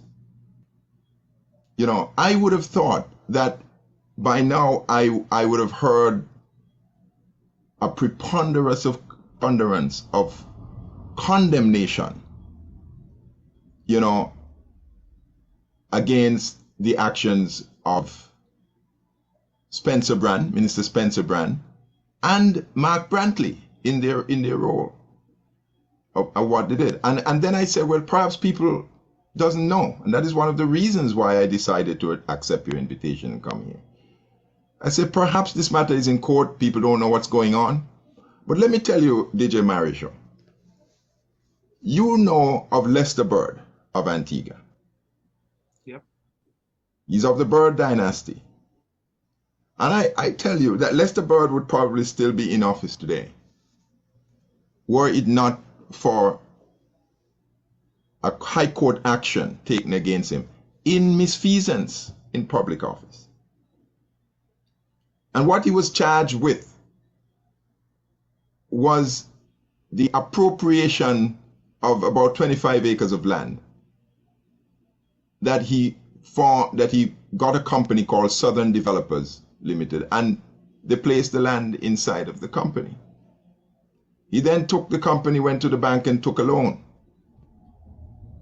and used the money to do whatever private business they were going to do with the money. He was taken to court and he was tried I think it was in 2007. And one of the things that happened that the court ordered was that he cannot participate, because that is the consequence of a charge of misfeasance in public office. You can't participate in public office again. You're disqualified from participating in public office. And the law may go further and disqualify you from obtaining pensions. So depending on the extent of the situation. And so what we have here in Nevis, in Little Nevis, that is crying out for development at the moment. If you look around, there is nothing happening in Nevis, and this mantra has been bandied about now for years, since about 2017. Nothing is happening in Nevis. The most that Nevis has now coming from its leadership are words spoken on Facebook and so on.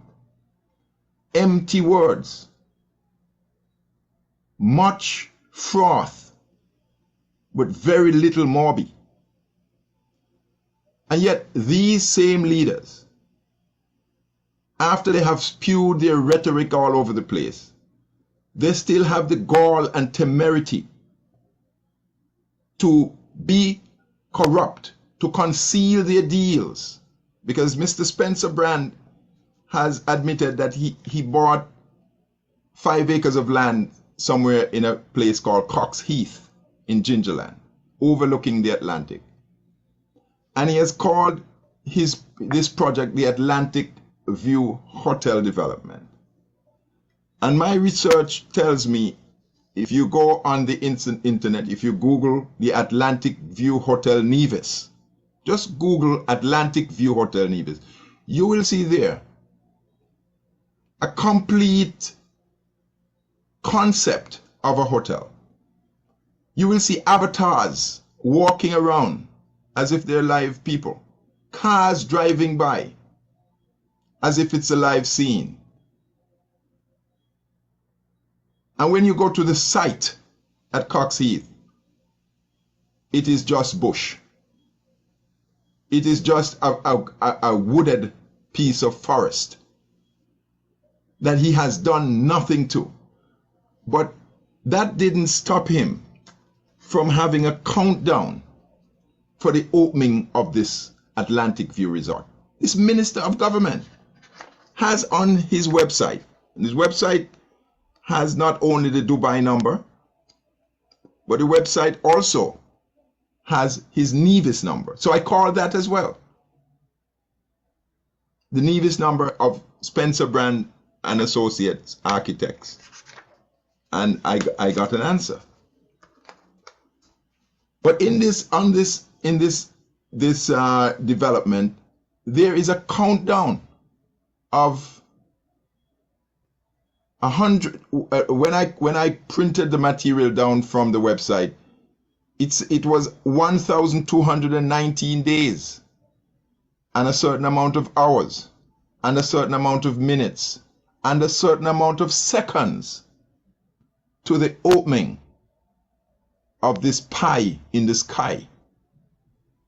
Because I have to call it that, because if you're saying it's going to be 1,200 days, you're saying, well, it's 2, 3, 4 years down the road.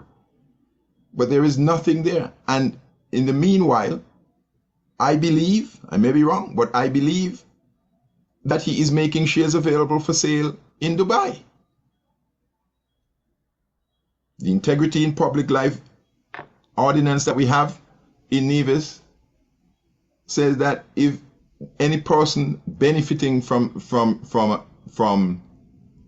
any contract or anything from government while in government it has to be disclosed, and there are consequences for those actions. Our Constitution at section 28 5D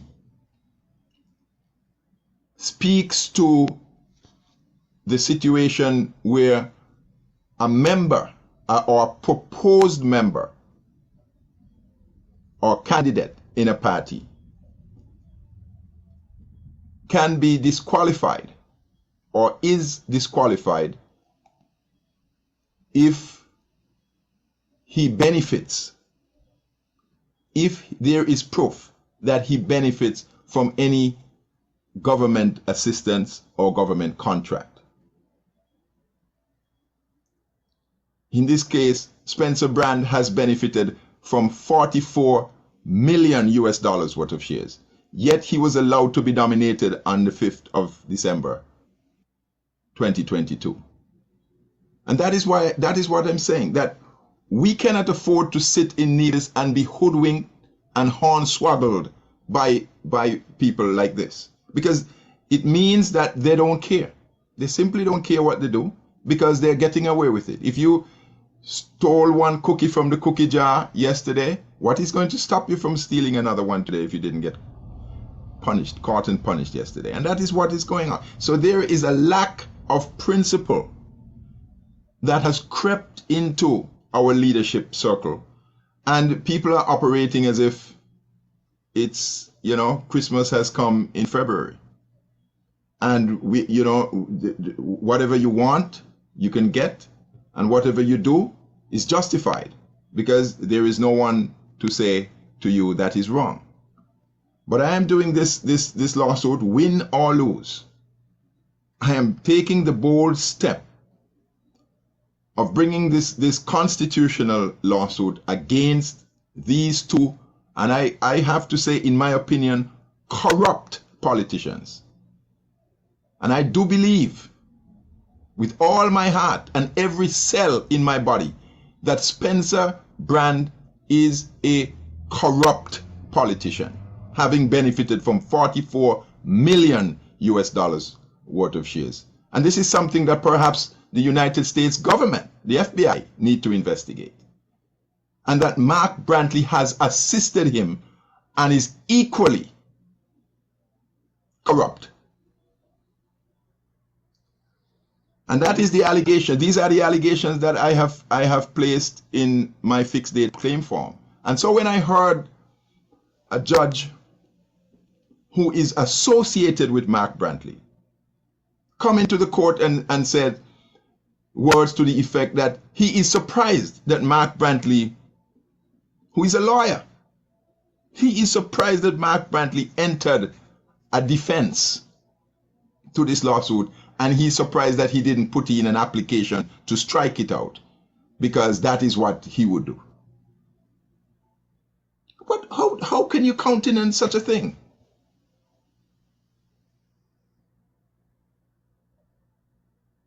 How could any sane person after hearing that go forward with such a judge?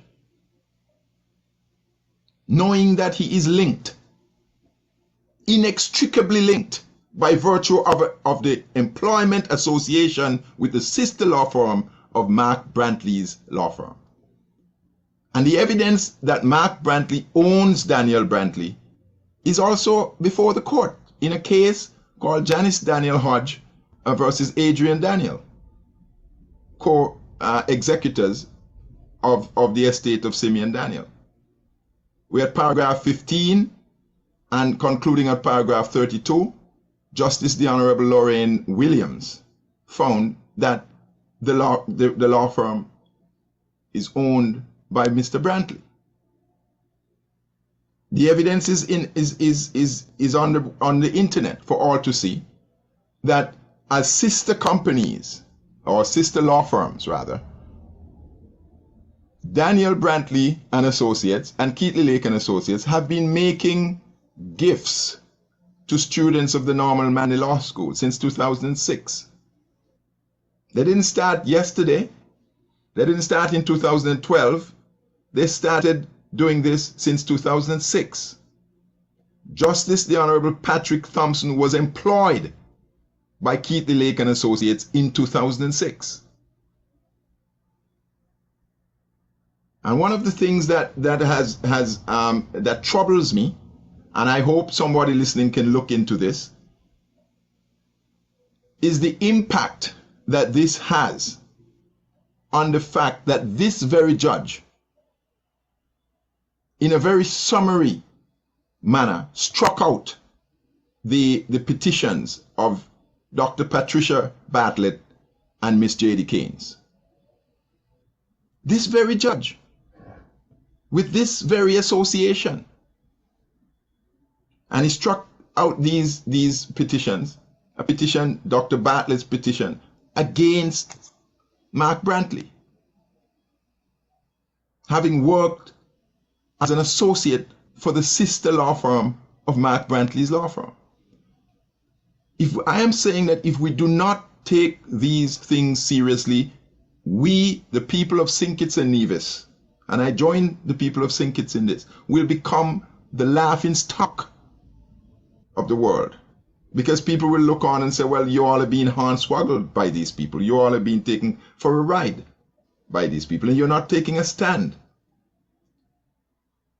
You know, I do not believe that we can sit by idly anymore and take this type of treatment from politicians. Politicians are there to work for the betterment of the country. They're there to empower citizens of St. Kitts and Nevis so that everybody can benefit. The man from Cotton Ground can benefit as much as the man from Sandy Point, and the man from Old Road can benefit as much as the man from Gingerland. That is what politicians are put there to do, to find a way and find means by which all citizens under our Constitution can partake and participate in our economy as a healthy economy and a healthy endeavor for all of us. But when we have these types of underhanded, creepy dealings by people who are supposed to be honorable, you know, the word honorable, I believe, is very much misused in this federation. I was a minister, a junior minister, they call it, or an appointed minister once. And I looked at myself in the mirror every morning before I left home and said, you reminded myself, you are a servant. And if you perform your service honorably today, then this afternoon you can be called honorable. Not before.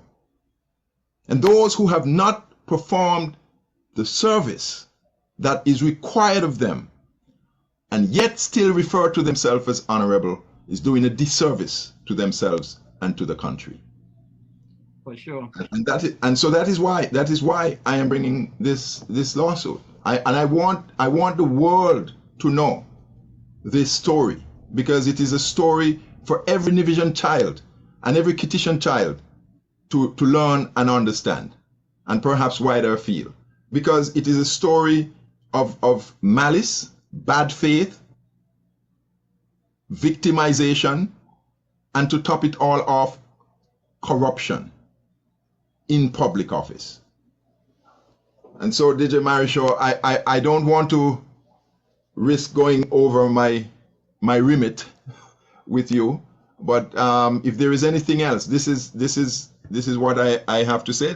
I have a lot more to say, but I don't want to risk going, wearing out my welcome. So if there is anything specific that you have to ask, or if there is anyone who would like to ask any specific questions of me, I would like to take that opportunity now. No problem. Well, you're definitely not overdoing anything. I could say this to you. You mentioned Antigua, but wasn't there another island in the Caribbean that was charged with a similar crime? Another minister, official? Is it Dominica Selosha, one of them? Yes, and also in Trinidad. In Trinidad, the Prime Minister Pandey, by virtue of this same Integrity in Public Life Act that was passed in Trinidad, was sentenced to prison for 2 years. He didn't in the end serve the time, but he received a conviction and a sentence to prison for 2 years. And it was the same Integrity in Public Life Act that did it. And so that is why I say that we are not toothless tigers in the Federation of St. Kitts and Nevis. We have acts here, and our legal fraternity must now become active in looking at these acts and looking at what is happening and bringing challenges against those who are willing to abuse public office. Because they're there. Definitely. You have situations like this happening, in places like Africa, in Uganda, where Idi Amin, was eventually chased out of his own country, and other places in Africa. But now you're looking at Africa and you're realizing that the economies of Africa have begun to grow. And we must ask ourselves the question, why? Is it because they are still burdened down with corruption? Or is it because they have found ways of getting rid of the corrupt politicians so that the economy can have a chance to grow? Because I am telling you that one of the reasons why the economy of Nevis is not growing and is stagnating and stagnant today is because of the corruption of those in public office, in the cabinet of the government of Nevis. And so I have to say to you that, in terms of, in regards to what you said, about the islands, the Caribbean, the other islands in the Caribbean, and the corrupt practices and so forth, that one of the things that I believe is upon us is a regulation by bodies like the OECD and the FATF, their financial arm, of parties, of political parties, the mechanisms themselves in the political parties. And so I want to say this in my final words, that political parties in the entire Eastern Caribbean will, not may, will and shall come under scrutiny in relation to regulation from the OECD, the Organization of Economic Cooperation and Development, and the Financial Action Task Force, the FATF. And that this regulation, when it comes down, when political parties are approached by these bodies, and these bodies are figments of the G7 and the G20 countries that are looking to clean up, as it were, the third world. Some of them are not so clean, but they feel, they take great pleasure in making sure that everything around them in the developing world is as clean as they would like themselves to be. And so, just like we had the regulatory legislation that were forced on us in the turn of the century, 1999 and 2000, where little Nevis was blacklisted next to countries like Russia and other big countries like that, we will have another slate of regulations, and it's coming down into the role of the political parties.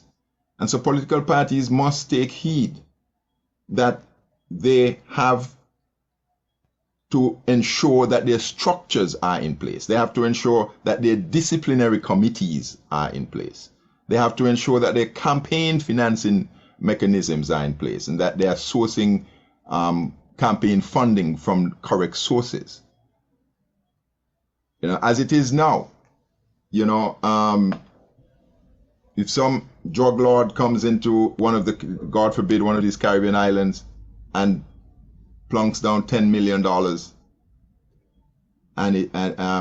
into the hands of a political party, and that political party takes government, where would we find ourselves? And so these are the type of things that we have to be cognizant of. We have to stay away from the specter of corruption. We have to stay away from the specter of corrupt politicians. You mentioned the two politicians in St. Kitts who got involved, two attorneys who got involved in the financial services, the Citizenship by Investment program debacle. And of course, you're correct. the correct thing to have done, as the judge who passed the judgment down said, was for them to go before a tribunal and for the tribunal to apply disciplinary measures to them and move on.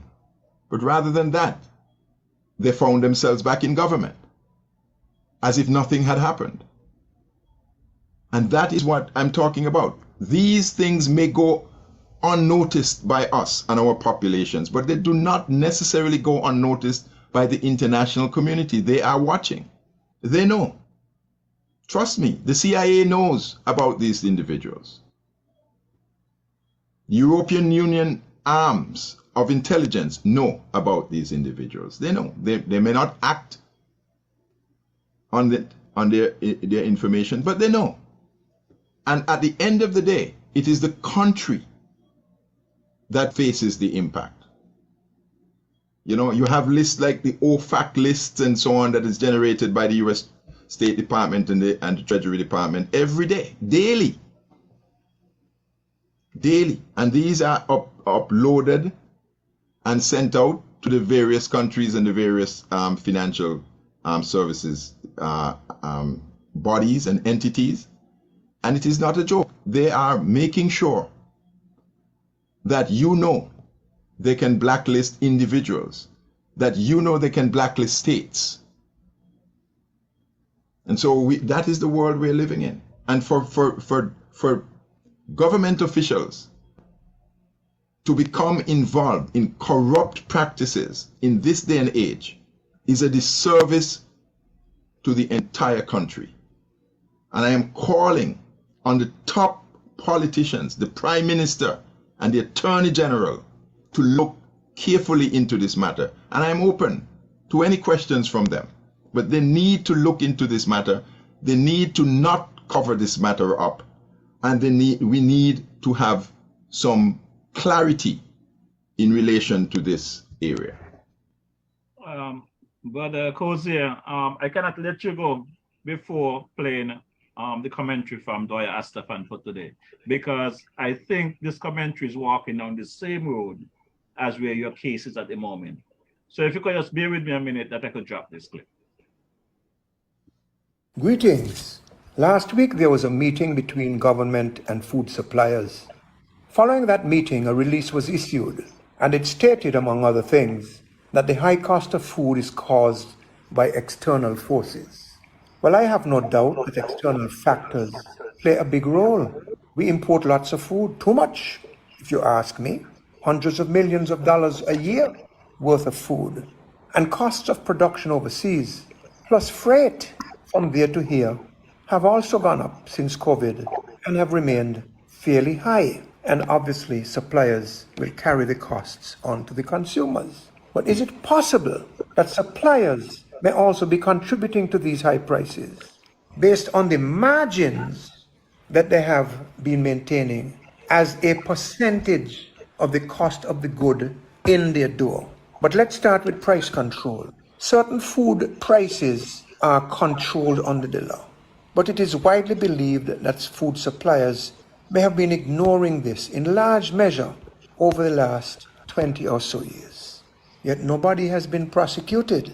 The tin of sardines thief goes to jail or pays a big fine, while the sellers of expired goods and those who break price control law just keep rolling on, untouched, maybe untouchable. Maybe the long arm of the law is not long enough to reach them. Injustice to consumers is injustice to you. But here's another local factor that could be causing prices to stay up. Let us say you put 30% profit, you are a supplier, and you put 30% profit on your good. So it costs you $1 and you sell it for $1.30. But during COVID and since, supply chain and other challenges, prices have gone up. So the price to the store may have gone up from, say, $1 to $2. The question is the supplier charging 30% of the $2, which is now 60 cents, or is the supplier still charging in order to help the consumer and to give a little breathing room? Is the supplier still charging the 30 cents which is a low margin, but it gives breathing room to the consumer and more spending power. And when a consumer has more spending power, he or she usually spends quite a bit of what he or she has. So if basically the internal operating costs to the suppliers have remained stable, and they have, because electricity has not gone up, gas is up and down, wages have not gone up, so except for those carry-on costs from the goods, the cost of the duty to the freight and so forth, the internal operational costs have not gone up significantly, if at all. So if that is the case, can we accurately say that external factors are the cause of the hike or a cause of the hike, along with local factors? I'm just asking. Let us presume, if only for discussion purposes, that I am correct. If the suppliers had stuck to the old profit of 30 cents on the good rather than 30% on it, because 30% of $1 is 30 cents, but 30% of $2 is 60 cents. So instead of charging 60 cents, adding 60 cents as profit, stick with the 30. Hold down the prices. Help to stimulate people, give them comfort and confidence, and improve your own goodwill as a business. Have our suppliers been using their consciences? Or are you going to tell me that business is so cold-blooded and capitalism is all about making whatever profits you can get away with, and to hell with all of the humanity from whom we are able to extract money to make these profits? Is that a righteous way to approach business or anything else? Can business be all and only about making profits, and the bigger the better? If that is capitalism, then it certainly needs a makeover. And if we subscribe to that, then we certainly need a change of mentality, because it doesn't make sense. Why kill the cow when you can milk it for a long, long time? What good is any practice or system if it is unfair and it exploits humanity? So if this is the mentality in a business, any business, then consumers need to be more selective in choosing where they spend their hard-earned money. This approach from business, whoever may be doing it, is just as bad as the approach that was used during COVID, whereby employees were forced to take the vaccine or alternatively to lose their jobs. And while this brutality was being perpetrated against workers, customers, consumers were invited with open arms into the stores to spend their money, whether or not vaccinated. Heartlessness, callousness, injustice. But if businesses are not going to observe fair and just practices, then the agency to ensure that they fall into line is the government. It is there to intervene and to protect and to ensure that effective and appropriate legislation and practices are in place and applied consistently and fairly in the interests of all. There's no question in my mind that generally over the past 43 years, successive administrations have been too slack with regard to food importation, food pricing, and consumer protection, not to mention the vitally important matter of food quality. Look at all of the junk that we import and consume. You are what you eat. This slackness has to stop. It was also good to hear that the government is looking to have duties calculated at pre-COVID levels, so that will bring significant relief. All we're left to ask for now are two things. One, that the businesses keep their margins not only down, but within the price control parameters that have been set. That's one. And two, ask that the government seriously recalibrate the way it calculates tariffs. And instead of charging duty on the landed cost of the good, charge it on the cost at the point of shipment overseas. And so you charge the duty on the cost of the good at the pier in Lagos, Nigeria, or in New York, not at the pier in St. Kitts. You charge the duty on that. Then you charge the custom service charge on that same cost, the cost of the good at the port in Lagos or New York, not at the cost in St. Kitts. And where value added tax is relevant, you charge that on the same cost at the port in Lagos or in New York, not on the cost landed in St. Kitts, compounding it to calculate it against the duty and the custom service charge added up, causing you to pay a tax upon a tax. If these things can be implemented, tremendous relief can be delivered to the consumers. And I'm also happy that the government is giving some relief in the pricing structure for fuel at the pump. Reducing these things by government and private sector might mean that less money goes into the government revenue per transaction, but the volume would increase massively.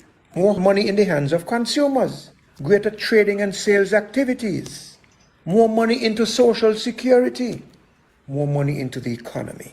And while we're on social security, as it gets more money under arrangements like this, if they are put in place and applied by public and private sector, who must understand we are not adversaries, we are partners and brothers and sisters in the development of our nation, to leave a legacy of honor and prosperity and decency for generations to come.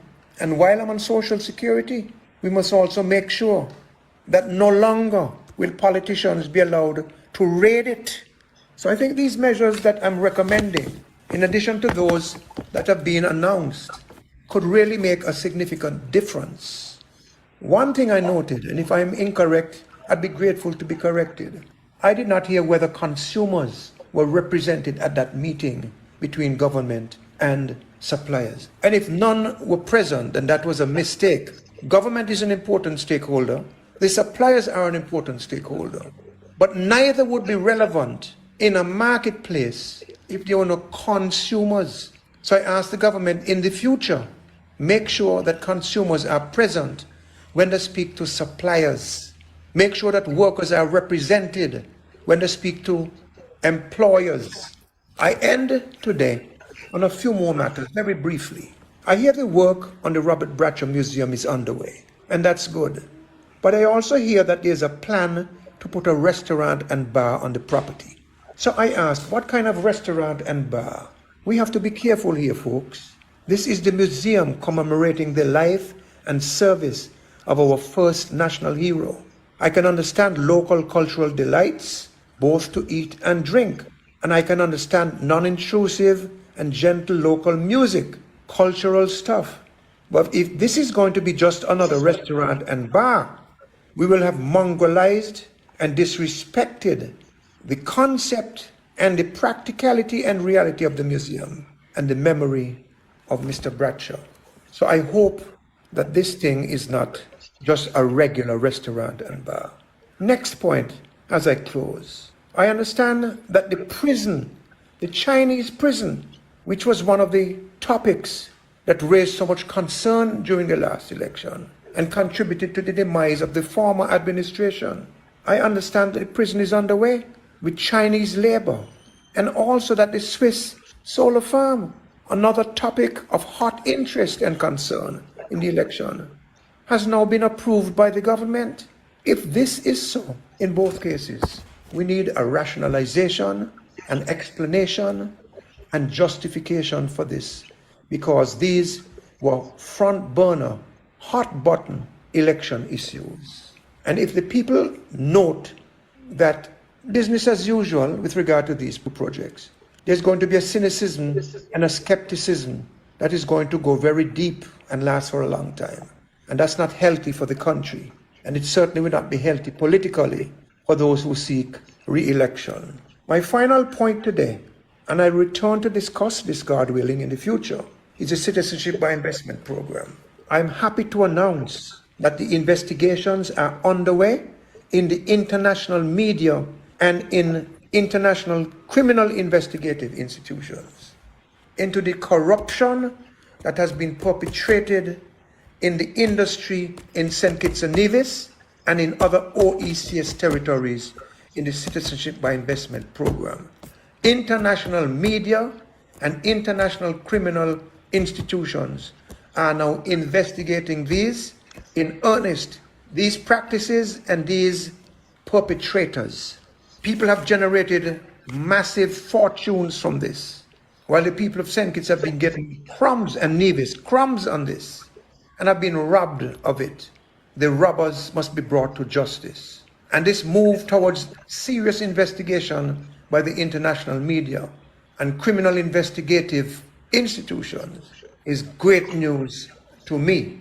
Let it be understood now that these camps are no longer safe, and it will become increasingly unsafe for them. Anybody who robs the people of this country needs to pay a dear price for it. And it looks like that payday is finally coming. It doesn't have to come locally. If local politicians and institutions are afraid, then the international community will do it. If local politicians and leaders do not do it, they too will become the objects of skepticism and scorn. And there is a way to deal with politicians who don't carry out their promises. Until next time, one love. So brother Cozier, the tail end of Dwyer's commentary for today basically went right into what you were speaking about in terms of the CBI. Absolutely. And the accountability. Yes. Because I am of the view, DJ Morrishaw, that if we are proactive in relation to the pending regulations that will come down from these types of huge global authorities, that we would be in a better position. This is my experience. I've seen it. In 1999 and 2000, when the OECD and the FATF came down on these jurisdictions and blacklisted even little Nevis, you know, only one island nation in the region was paid by this wrath of the OECD, and that was Antigua and Barbuda. Now, why was Antigua and Barbuda spared? They had actually enacted a small piece of regulatory legislation. Didn't have anything to do with the Anti-Terrorism and Anti-Money Laundering Act or the Proceeds of Crime Act or any of these acts that were forced on us. And I say forced in a light way, because I do think that these acts are necessary. But Antigua and Barbuda had, when they introduced their financial services legislation in 1982, had as an accompaniment, placed some regulatory legislation, a piece of regulatory legislation, and that covered them. And so it could not be said by the OECD and the FATF that Antigua and Barbuda, sitting right there, 40 miles away from us, did not have regulatory legislation cover. And so they did not touch them. They could not touch them, but they touched and blacklisted us. Later on, Antigua and Barbuda enacted and adopted the same legislation that we have. But I'm just saying that they took a proactive stance, and so should we. And what the former minister there, Mr. Astafan, is saying is absolutely correct. It's an anticipatory thing. When you have these types of smoke, as it were, the international community senses that there is a fire, and they will come and investigate, especially when US dollars are involved, because that's the nature of the United States these days. It is well known that their dollar is pervasive, and they although amidst talk of de-dollarization and all of this, their dollar is still the strongest dollar in the world, and they will go take whatever steps they wish to take to protect their dollar. And so it will be wise for us to stay away from corrupt practices in our leadership, and protect our citizens, protect our economies. You know, we are here, we are a symbol now after the decade rule of or service of the Honorable Denzil Douglas. And he, you know, may be criticized by many, but I admire him because he has placed this Federation of St. Kitts and Nevis on a path to sustainable development. He has passed the baton now to Dr. Terence Drew, and my hopes and my prayers are with Dr. Drew. I know that it's a Herculean task that he has on his shoulders, on his young shoulders, but I do believe that he's capable. And my hopes and prayers are with the Honorable Dr. Terence Drew. I hope that he can look at what is going on in a holistic manner, look at the local government that is also under his purview. Constitutionally, it is. Nevis is a local government. And the tail should not wag the dog. The tail should not wag the dog. So it is therefore incumbent on our Prime Minister to look into the affairs of the Honorable Premier Mark Brantley and his cabinet and question them if he must, because if there is any type of suit that touches upon us as a result of the smoke that we're seeing, it will not, Bastia will not escape. It will blacken the entire landscape. Yep. And it will blacken the landscape of the Prime Minister of St. Kitts and Nevis. And that therein lies his responsibility to take proactive measures now. Look into the conduct of the Premier of Nevis. Look into the conduct of Minister Spencer Brand, against whom these allegations were levied by the Prime Minister, the former Prime Minister. And find out, get to the bottom of it. Find out what is true and what is not. And make some hard decisions if he has to. You know something, Brother Cozier, I have confidence that Prime Minister Drew going to do what he have to do, and he's going to do right by the people of St. Kitts and Nevis. The problem that we have right now is that we have a reactive community. People of St. Kitts and Nevis, they're still so political that they're not even taking the time out to put things in the right order. For example, I received a tag on Facebook this week from someone by the name of Craig Tuckett. I understand he's a lawyer. I also understand that he was recently elected as part of the PLP Executive Committee with Timothy Harris. Now, his piece that he did on Facebook that he tagged me on was about the lack of water in number 8, which is Constituency 8, which is the Prime Minister's constituency. And the way that these guys present their case, you would think that the water problem just started happening under the Labour administration less than a year ago. That is the way they try to portray it. While the reality is the water issue in Kenya has been there for forever. As a matter of fact, during the last 7 years under the Team Unity concussion, the transactional team, there was 3 ministers that was responsible for that area for water.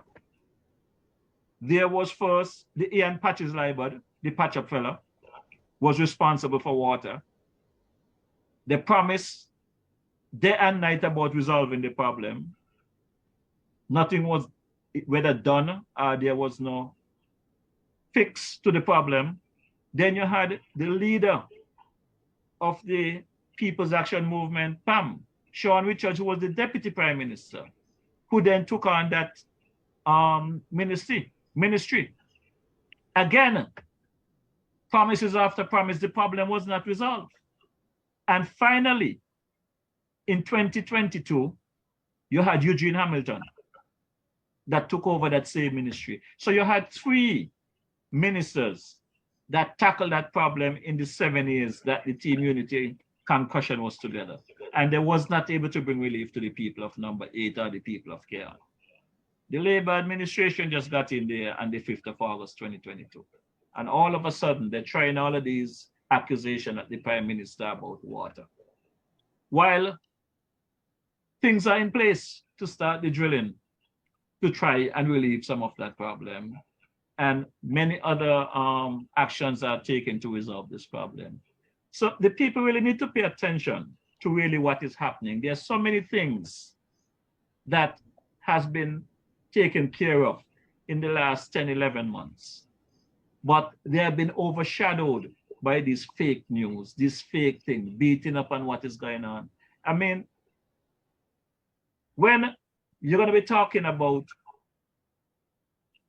I'm going over to your island now, our island, Nevis. When you're going to have Premier Brantley started off by saying that the NIA, that he was elected to office in December of 2020 on December 12th of 2022. And from what I understand, they only had maybe about 2 parliamentary openings there, whatever they call it over there, the NIA Assembly. But yet, he's on social media and his press conference, cussing the Honorable Daniel Hodge for not bringing anything to the Assembly for the people of Nevis. But he has been a part of the Team Unity administration for 7 years. What did he bring to cabinet, to Parliament for the people of Nevis? From what Timothy Harris said, he brought 2 things. Something to benefit him and something to benefit Brandy, not the people of Nevis. And they go out there trying all of these spaghetti on the wall, hoping something will stick. But I'm hoping that the people of St. Kitts and Nevis are paying attention. And in that regard, I do not know if you listen to the Prime Minister's press conference, but I have a clip here with some of the things that the Prime Minister presented, a very short clip. If you have the time, I would like to play that and give you a chance to do your closing. As we're winding down, Ivor Henry win again tonight, because my program's supposed to be 2 hours, and for some reason, I keep going over time, and he loved that. And I really don't have the time with Ivor Henry and that, this overtime business. But let me drop the clip with the Prime Minister and let's have a closing chat. I want to welcome you to this press conference and to say to you that we do not take your time for granted. We appreciate that you would spend it with us. These events to update our people are most critical. This government is at your service, and it is because of you why this administration is here. And therefore, it is incumbent upon us to make sure that we stay in constant communication with you so that you can have first-hand knowledge of what the government is doing, your government is doing, to ensure that we remain transparent and open to you, our people.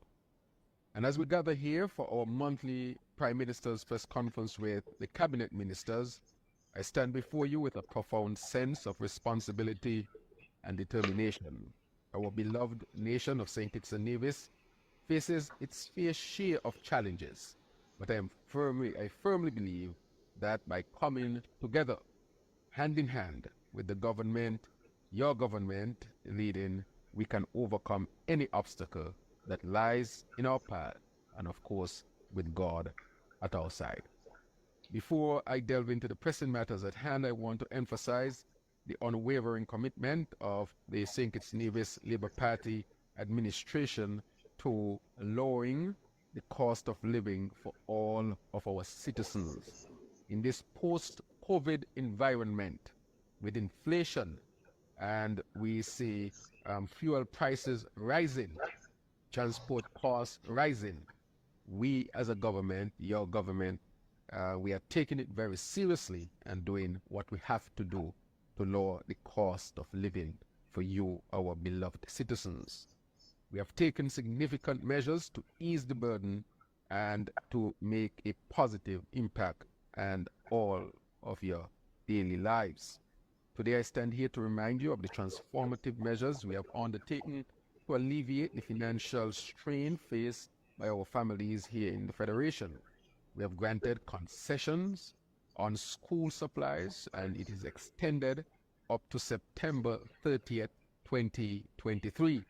So as the new term begins, most likely in September, we want to ensure that families are in the best position to get what is needed for their children to go to school. This ensures that our children have the resources they need to thrive academically, and this, we think, would have a tremendous positive impact.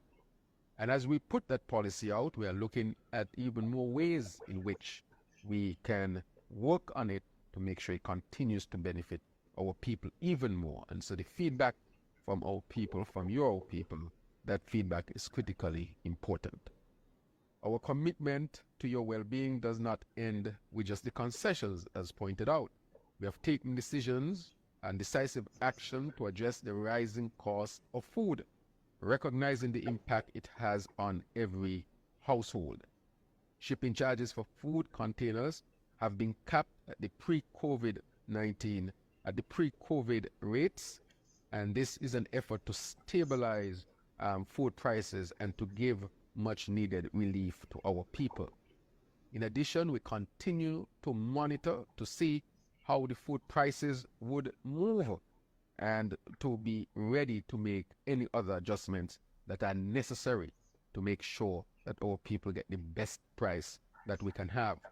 But in speaking to food, our food security is critically important, and that is why the Minister of Agriculture, the Honorable Samuel Duggins, is pushing for the 2025 agenda, and that is to decrease imports, food imports, from 25% by 25% by 2025. And so we are pushing that agenda, and the hope is we have more food for our people, more locally grown, and at a more affordable cost. Furthermore, we have also reduced the excise tax significantly so on gasoline, because transportation is critically important, and that would make it more affordable at the pump as well. So the government has taken a number of these critical measures to make sure that we deal with the cost of living in St. Kitts and Nevis. In our commitment to economic recovery, we have reduced corporate income tax and unincorporated business tax, as you know, one from 33% to 25%, and the latter from 4% to 2%.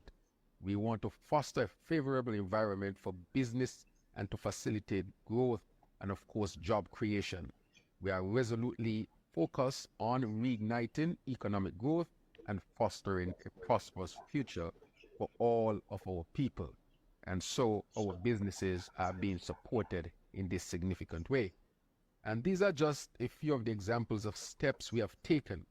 But rest assured, we are actively exploring additional avenues to alleviate the cost of living and bring relief to each and every one of you on a daily basis.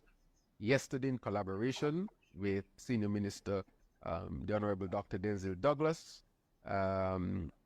also we had officials from Customs and Excise Department, Consumer Affairs, representatives of major food suppliers here and traders here in St. Kitts and Nevis, and we sought solutions to reduce the cost of food. This was the government. The government, of course, brought all stakeholders to the table, and in meaningful discussion, what are we going to do further to make sure that we control the cost of food for our people here and basic goods. The government remains resolute in finding the right measures that will benefit both the people and these businesses. We are in this together, and together we can control the areas within our reach. This is a responsive government. Additionally, our commitment to healthcare remains firm. Just 2 days ago, I visited the proposed site for a modern, state-of-the-art, climate-smart general hospital that will revolutionize healthcare delivery in our federation. Climate change poses unique challenges, and it is essential that we invest in a hospital capable of withstanding its adversities. Through cooperation between the governments of St. Kitts and Nevis and the Republic of China Taiwan, this vision will become a reality. Remember, this was a major campaign commitment, and in less than a year, we are already on the way to deliver that hospital to our people. This will also open up opportunities for health tourism. We can serve the neighboring countries around us. And let me just add that in healthcare, we have made significant strides. And one of the things we are pushing for is for St. Kitts to become one of the safest places on earth to get pregnant and have a baby. We are pushing for that. We are on our way. It's a major accomplishment that we can have in just less than 1 year of having the government, this administration, putting the right policies in place. So apart from building a new structure, we want to deliver services that will benefit all of our people and put St. Kitts among the best in the world. As I mentioned, construction and developments, I wish to mention that the Robert Bratcher Museum is well on its way. I visited the site yesterday, and I'm already impressed by the progress thus far. My fellow cabinet colleagues will share more, of course, on the progress of your government and what your government has done thus far in the various other ministries. In terms of national security, we will very soon, on July 17th, resume police training. We will have at least 30 new recruits who will begin intense and focused training in the general duties of a police officer, self-defense, evidence and procedure, weapons training, among other key areas. And of course, we are upgrading the curricula to make sure that it responds to our national security needs. There's need for the security forces to continue to focus on the established pillars of policing, which include fostering a community and police relationship, intelligence-led policing, and predictive policing. To do this, manpower is necessary. In addition to the new recruits, the ministry is focused on improved collaborations with local, regional, and international security agencies such as the Defense Force locally, the RSS, and as far as collaborating with the FBI.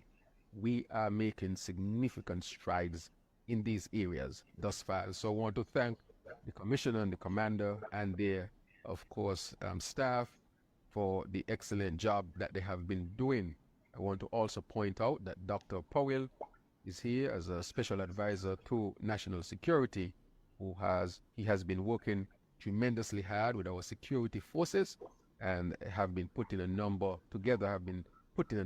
of initiatives to in place to ensure that we continue to secure our nation, St. Kitts and Nevis. And so I'm very pleased to announce that a number of new initiatives are being put forward, a number of new areas are being established within our security forces, and we are already seeing the tremendous impact that is having.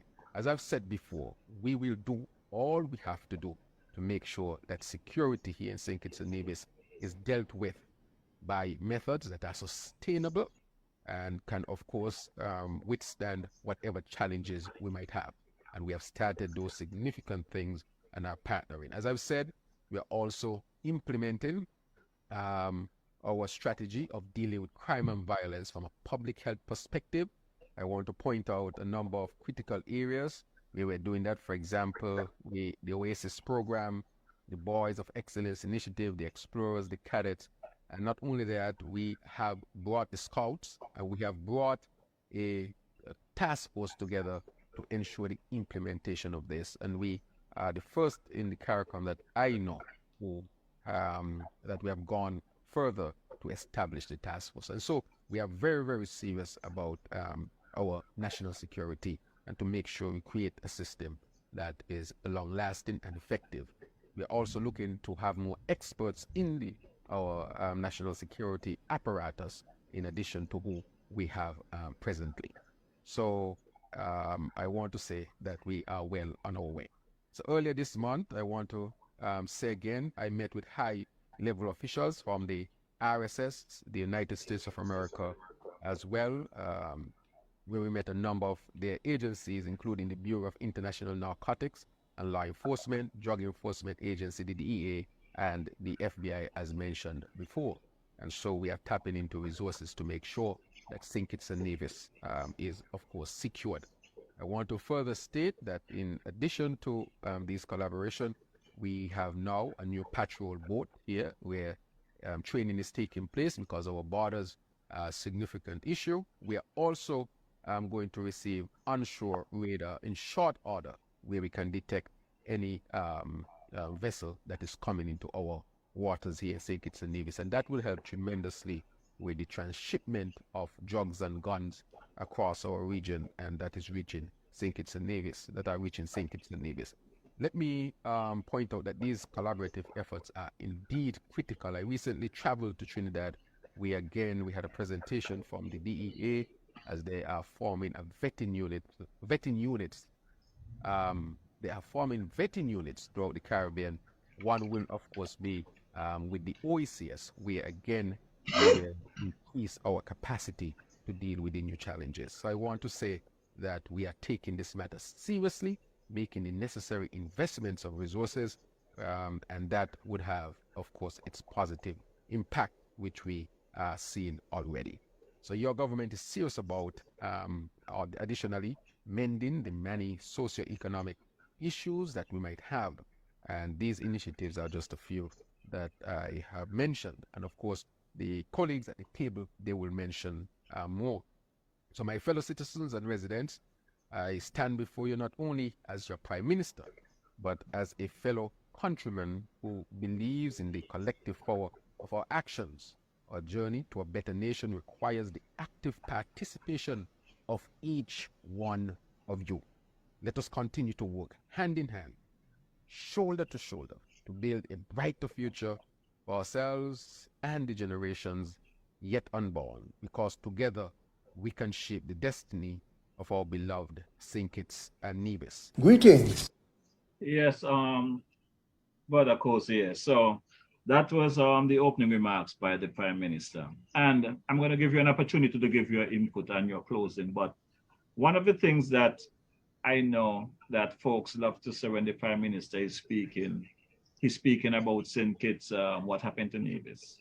Now, the Prime Minister just spoke about a new hospital that is proposed to start construction shortly in St. Kitts. And some Nevisian might say, what happened to Nevis? But under the previous administration, between 2015 and 2022, there was a hospital wing that was supposed to be constructed on Nevis, starting in 2017 and to be completed in 24 months.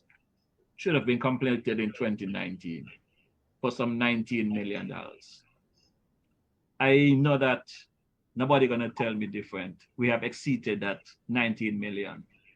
And the last conversation we got from the Premier, Mark Brantley, is that the project have come to a pause and no date of completion is in sight.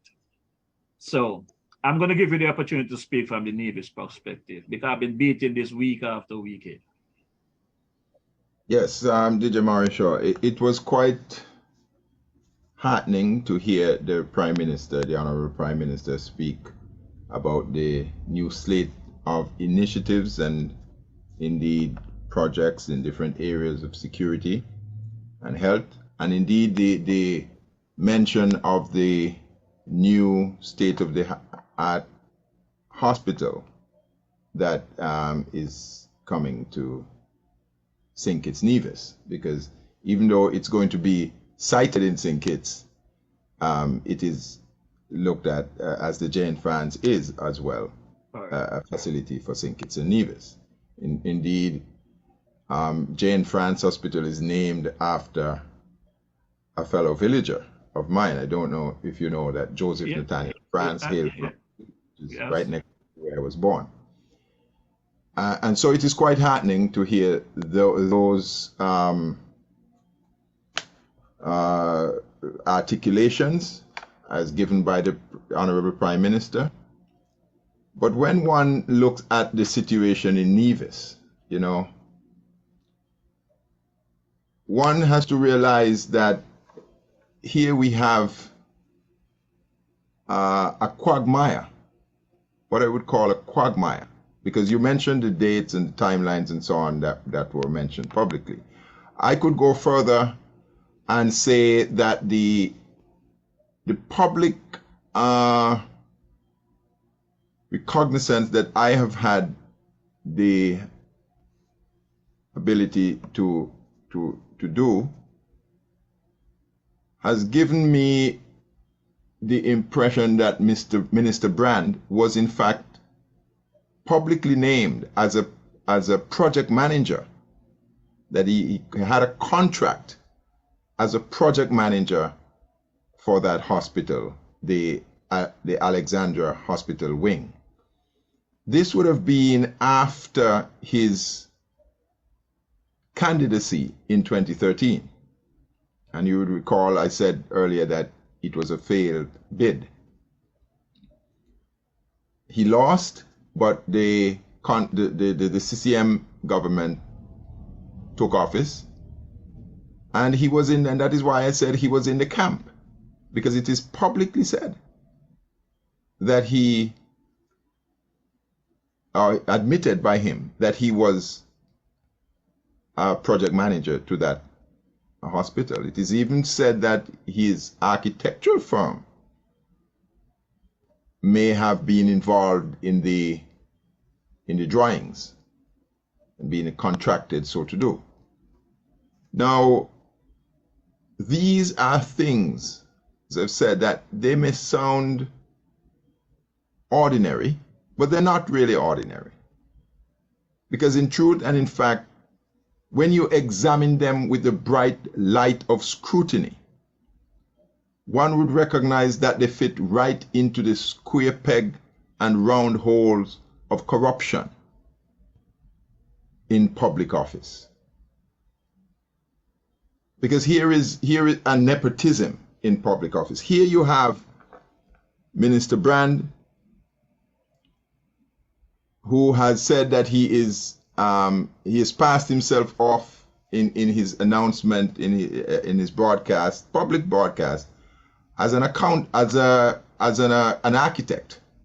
Now, I do not know him to be an architect, and that is, we're putting him to strict proof in that regards. We believe that that is a misrepresentation of information, but that's what he has said, and that is in the transcripts. So Mr. Brand has been awarded these contracts, and the Integrity in Public Life Act or Ordinance in Nevis and Section 28.5D are two pieces of legislation that work together to prevent any person who, having benefited from a public contract, from being nominated to public office, to be elected for public office. This is a clear constitutional issue. And what you have, and there are cases in the Commonwealth of Australia, the Commonwealth country of Australia, where ministers or candidates have been disqualified and been prevented from taking public office. Some of them won. There's this case called Day, Mr. Day, who won his seat and was then disqualified by a court action for that very reason. The same section operates in the New South Wales, Australia Constitution, where you are prevented from being nominated once you have benefited from a public contract. But it goes further. The law firm of the Premier, Mark Brantley, represents Nevlec. That is no secret. Represents Nevlec, and Nevlec is an owned government, a statutory government corporation. In fact, Nevlec is the Department of Electricity placed inside of a corporation for convenience, for corporate convenience and managerial convenience. So NEVLEC is still, in fact, the electricity department of Nevis. And the law firm that is on retainer, and this is a law firm that charges exorbitant fees. Sometimes their fees, for the most part, I've seen their fees denominated in US dollars. So we have a famous calypsonian here in Nevis called from Cotton Ground. His name eludes me. Wheeler, the mighty Wheeler, and he talks about the fox in the hen house. This is a prime example of Mark Brantley's law firm being the big red fox in the hen house of the government of Nevis. And this is a glaring example of conflict of interest, a glaring example of nepotism and corruption that needs to be spoken about, and needs to be spoken about until something is done about it. Because the evidence is there that he owns Daniel Brantley, and the evidence is there that Daniel Brantley, and he is, this law firm has gone after people who were workers of NEVLEC. One case, a Miss Maureen Webb from Hanley's Road, Gingerland. Mark Brantley's law firm was the attorneys that prosecuted, that opposed her claim. And so here we have these types of what I would call macro type corrupt practices in a very micro island, in a very micro and tiny economy. And so the people, there is no way out for the people of Nevis. The people of Nevis are suffering. They are in pain. Their necks are being crushed, just like that policeman, that white policeman crushed the neck of Floyd for 9 minutes. That is synonymous to the way that these corrupt politicians have their necks their knees in the necks of the people of Nevis.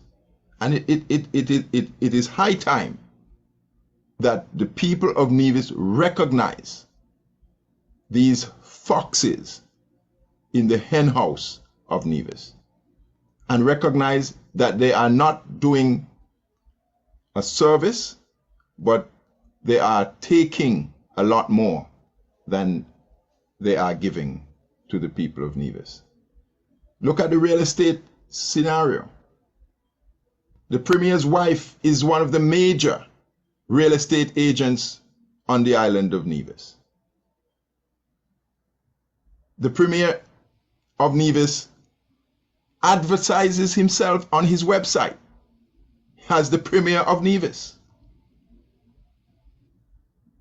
He advertises himself, his profile picture, his image is on his law firm's website as the holder of numerous portfolios in the government of Nevis. And we say we are safe. We say these are honorable men. I want to close by saying and stating where I began, that honorable service is attributable only to those who have served honorably. So the term honorable is oftentimes bandied about, but in fact it is not the way that it comes off to be. Because when you direct your mind to doing things that are not honorable and to effecting what in effect is disservice to the people, how can you call yourselves honorable after that? And so I want to close by saying thank you again so very much for the opportunity to join you in your wonderful program. And again, I commend you and congratulate you on the good work that you're doing, DJ Morrishaw. And I hope that one day I shall return and we shall, because there are many other issues that I can talk about, but I had this particular issue, this particular case as a burning issue, and I know that it is in fact an issue that is now a very public issue, in that many people are now learning about it and are concerned about it. And it is therefore my desire to use it and use myself as an example that better can be done and that persons can stand up. There are a lot of people in the civil service, in the public service. And I remember earlier on in the CCM government, when the CCM government took over, I got a complaint from a civil servant who called me in the middle of the night, late in the night, almost 10, 11 o'clock. And I suppose it was because of secrecy. And the person told me that they were asked to stand up. He wanted to know if I heard that they were asked to stand up at a forum when the premier entered into a room. I think it was a church hall or something. And some people must have stood, some didn't. And he chided and reprimanded the audience, telling them when he comes into the room, all must stand. Imagine the type of ego. Imagine the gall and the temerity of this man. Who, I mean, you're talking about Nero and Caligula and these types of people. I have never heard or read that they went these lengths. And you're talking about 10 to 13,000 people, about 4,000, 5,000 families. So what we're really looking here at, DJ Morrishaw, is a certain type of bullying, not really leadership, a certain type of bullying that you have now gotten into public office. You feel that you have arrived, and you feel that you must crush the opposition and rule over the remainder of the populace. And I'm here to say that must be opposed. It must be opposed. And I know that we have strong leaders in Dr. Patricia Bartlett, in Miss J.D. Keynes, in Dr. Janice Hodge, in Mr. Ron Iles, and all those who support that team of people. And I am persuaded that all they need to do is to stand fast and continue to believe and to know that they are rightfully the servants in the mind of the people of Nevis, based on the results of the last election. In the minds of the people of Nevis, they are the honorable leaders of Nevis. And so there is no better them than them that they are, in my view. And so I want to end by commending them and asking them to stand fast and hold the fort, and a brighter day will be upon us very soon. Definitely. Brother Cozier, I know you say thanks for inviting you here, but I want to thank you for accepting the invitation. I can say to you, after your appearance here this evening, I think is an education for myself and the online viewers and whoever will be listening to this broadcast. And it will be a dawn of a new day for the people of Nevis. And I encourage you to continue your work. And I had confidence that you will be victorious based on the laws of our Constitution and the laws of our Almighty, the good book. Yes, absolutely. I believe in that. Absolutely. And at the end of the day, there will be no judge, no matter where they bring them from, that will hold us hostage, no matter what they try. We're going to stick to the fight. And our sister, Honorable Janice Daniel Hatch, just smiled and she said, Morrishaw, how you doesn't know which song to play when you're talking to people and bringing in this thing. But you know, Brother Cozier, you mentioned Papa Wheeler. I cannot let you leave without dropping Papa Wheeler. I do not know if you're in a hurry or what, but you mentioned Papa Wheeler and I have to drop Papa Wheeler for you. I mean, I had to go into my archives. All right, so if you could just stand by for Papa Wheeler here. All right. Who you? I'm me, little boy blue, Markless Sheriff Ramsey. Oh, are you? Grandson, tell me about you. Papa Wheeler, come quick. I'm about to lose this stick. Bring yours, let me fix it. Way! Mash up the dolly house, man.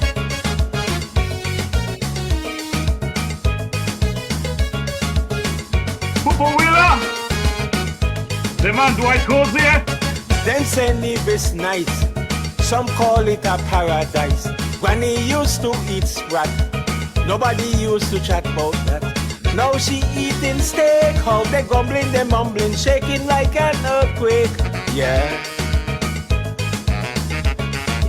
She says she no longer concerned about what they do. She planned to get vexed, but never blew. Little boy blue has really lost his shoe. Turn dictator, saying do as I say, not as I do. For true, tell him Granny, tell you. Achoo, for true, achoo, for true. Bless you, Granny ain't turning blue. Oh yeah. She planned to get vexed for true, but never turning blue. Don't ask Webo to beg for you.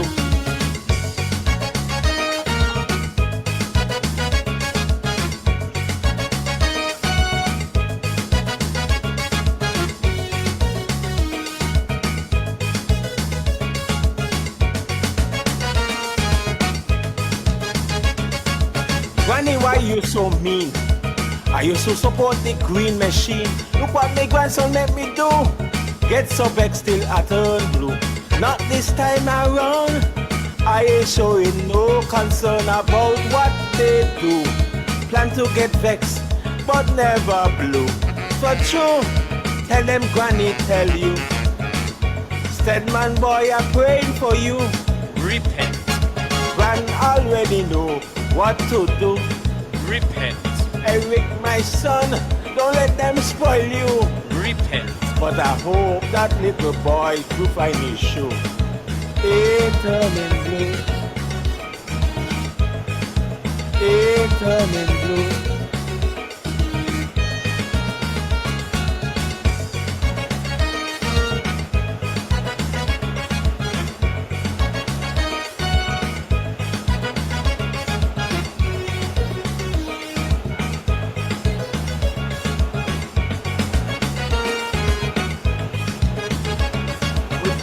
Troubles around.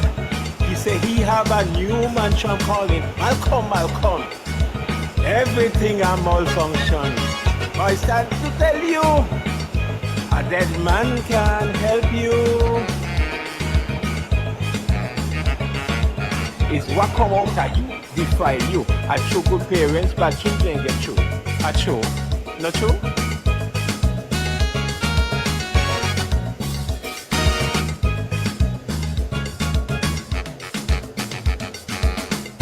Junior minister, he say he a push. Building house with padlock. His judge had to tell his lawyer, restraining order. Look, they we hire the Zook for true. Granny say hit on Marvel government on export. If if they have a problem, take you to court. Huh? Weber, tell him only the best will do.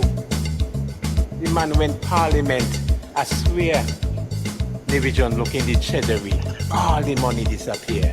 Wasteful and ungrateful. Why this year must see a Looney Tune?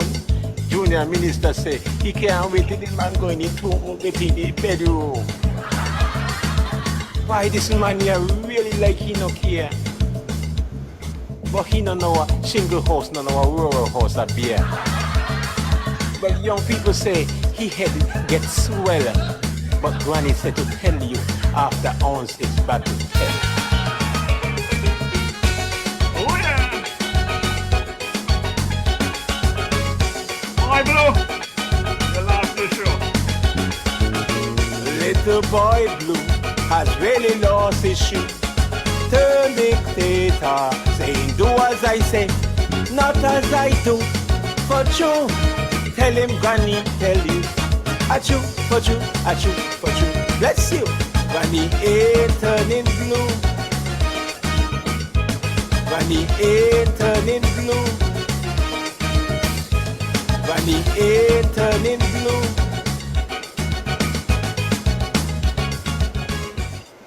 Yeah, brother, Cozier, the folks online said they have your back. They hope you start a petition or something, get going. But definitely, the folks are realizing that baby Brantley must go. One way or the other, Nevis cannot be successful under that blue machine. They talk about a machine. There's nothing machine about that blue thing. Not even a wheelbarrow. A wheelbarrow is better than the blue machine right now. You know? And NRP is a Rolls Royce. Well, in terms of blue machine, you say it's not a machine. I don't know if it's a sandbox. We used to make sandbox carts. Even sandbags were better, man. Come on, sandbags used to run good. You know? I used to make sandbags carts. They were brown, not blue.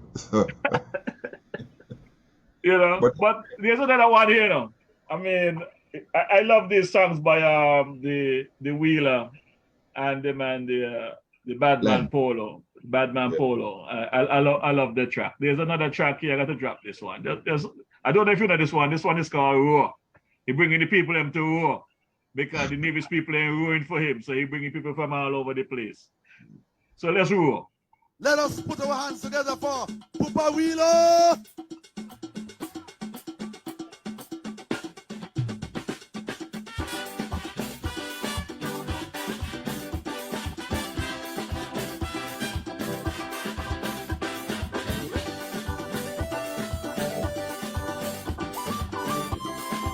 Oh yeah! Papa Wheeler! We say, baby, Brantley bringing the foreigners to roar for him. God, division don't want to see him no more. I bring in a passe. Bringing them to shout for me. I want them to roar for me. If you don't know I want in you, but I bang them. They go ball foul. Talking about irregularities. They go be up and down, balling. Enough of them don't come in. Heading south. I bring in these Indians. From the north, mi amiga and amigos. Como esta BNB da. La Nevis fiesta. Bring them to shout for me. I want them to roar for me, boy. I go be mashing down the complaint. Oh, yeah. Yes, if they don't convict, boy. I don't mean like the doctor placing the campus suicide bomber, boy. Bring them to shout for me. I want them to roar for me. Anything you want, you go get, boy. I'm mixing up the soca with some Hindi and some rumba, chutney and lavandera. I did no necessary, boy. Pisca lips a mercenary. bringing them to shout for me. I wanted to raw for me. Centennial Impulso, Toro Zombie and Peter. Take it away. Oh yeah.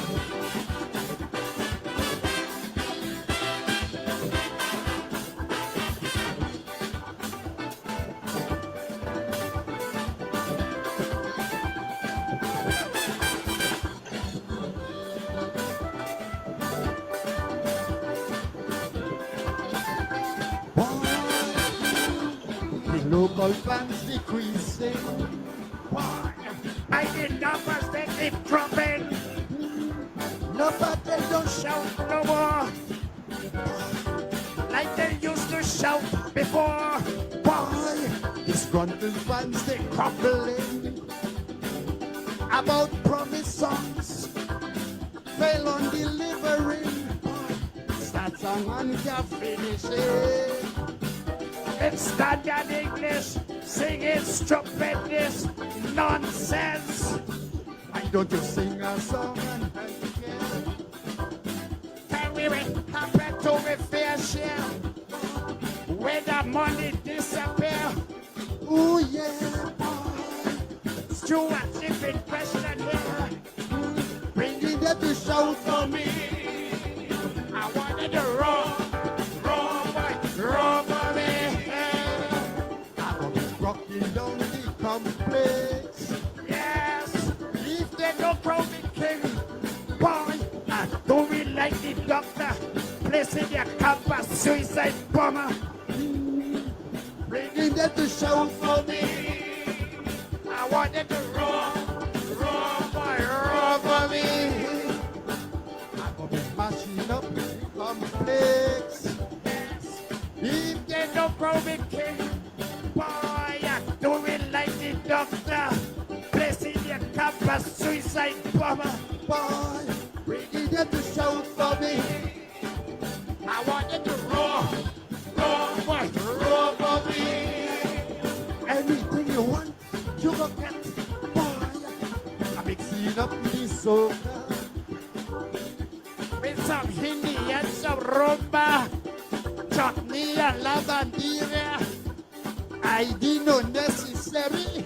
Boy, we got lips of mercenary. Ready to shout for me. I wanted to roar for me. Roar for the baby boy. Centennial Impulso, Toro Zombie and Peter. Boy, take it away. Latino, Dominicano. This is for the baby boy brought in.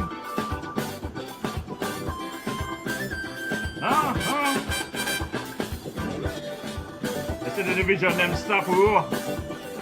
So they gotta bring in foreign warriors. I'm chartering airlines. See preacher, see taxi. Oh yeah. Bringing them to shout for me. I want them to roar for me. You got no. You got to spend big money if you wanna win monarchy. I go got the diaspora 420 in my corner. Boy, share the life, boy. Press like, subscribe, sharing. All here the diaspora's king.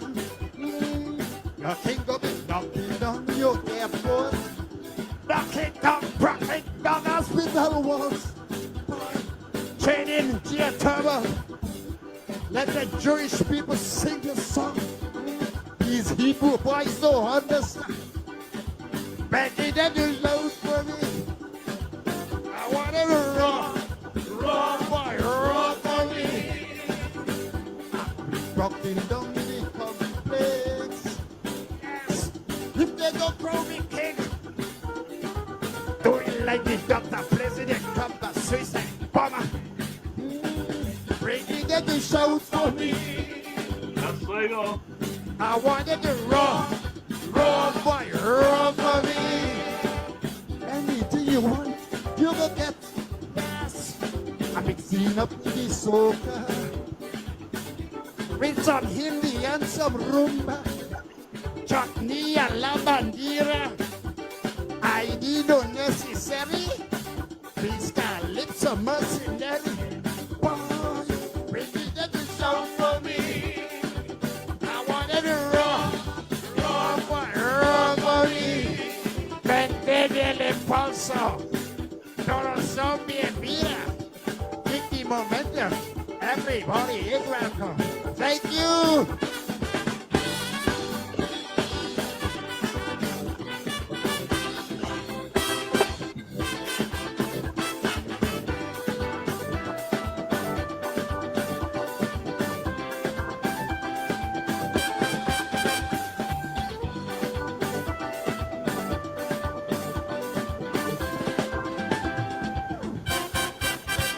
Yeah, Brother Cozier. Yeah. From what I understand, the judges in Nevis, they would not understand what Cooper Wheeler is singing until like Christmas Eve. So he got a problem. Well, the rhythm is what counts, you know. He has a rhythm, a certain rhythm that you can't miss. So that is the hook for me, you know. The rhythm always gets me. But I get the sense I get from his song is, you know, apart from the obvious where, you know, they're bringing in people. Nevis needs leaders that can roar for them. Nevisians need leaders that can roar. Nevisians don't need leaders who are going to be wimpy and staying back in the background and doing corrupt deals to satisfy their own interests. Nevisians need leaders that will roar like those folks of old.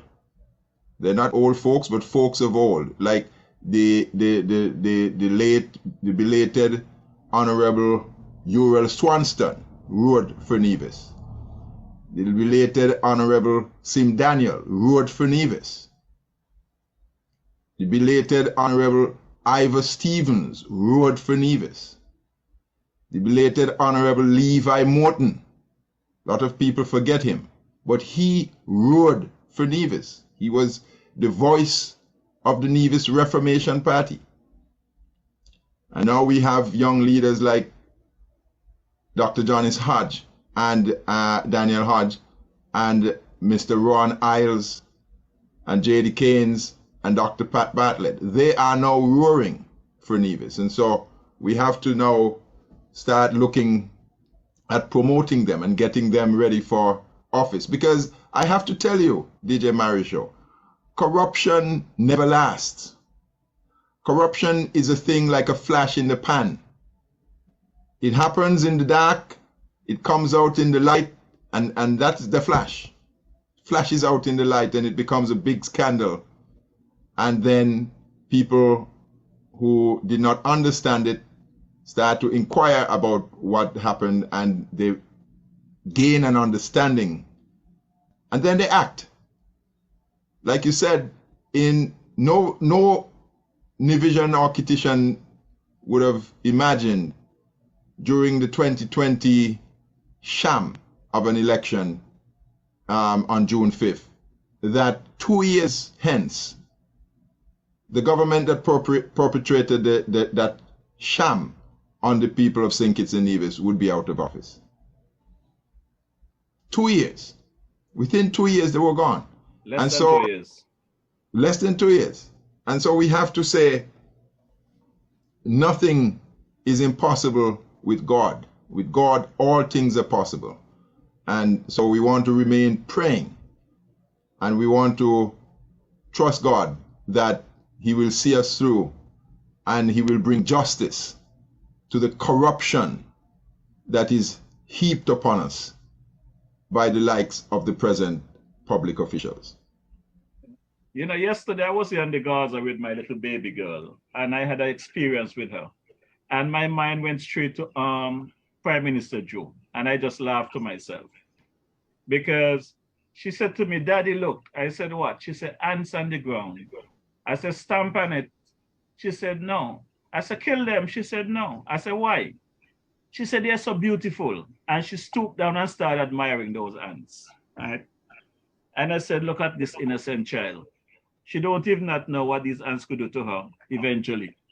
But her heart is so pure. She would not even kill an ant. And I put Dr. Joe in that space because I'm saying he have some animals and ants around him right now that he wants to do the right thing. But it's whether or not they will allow him to. And I'm speaking about people like Baby Brantley, right? Because these guys have already done so much damage and their only mission is about themselves and not about the people of St. Kitts and Nevis, about the livelihood of the country. And at the end of the day, I would hope that the new generation, the new set of leaders to come in our beloved federation, you speak about Janice and Patricia Bartlett and J.D. Keynes and these folks. I would hope that they continue. Don't give up the fight because of the failed achievement in December. I think God was preparing them for a bigger and better thing because look at Dr. Joe. Dr. Joe was cheated, in my opinion, his opportunity in 2020 for the number 8 seat. And in less than 2 years, 2 years later, he did not only win his seat, but he became the prime minister. If he had won in 2020, he would not have been prime minister, you know? So we have to have that confidence, you know? And we don't want an ABC politician. You understand? Just like we don't want an AAB song, we want an ABC politician. So I'm gonna drop one more for you, you know. 2 more track I'm gonna drop for you before you go because I hear about the goat. I don't know if you listen to the track then. But I just love these tracks, you know, very creative Calypsonians out of Nevis, Badman Polo, and the man Papa Wheeler. And I just have to elevate them this evening on this program.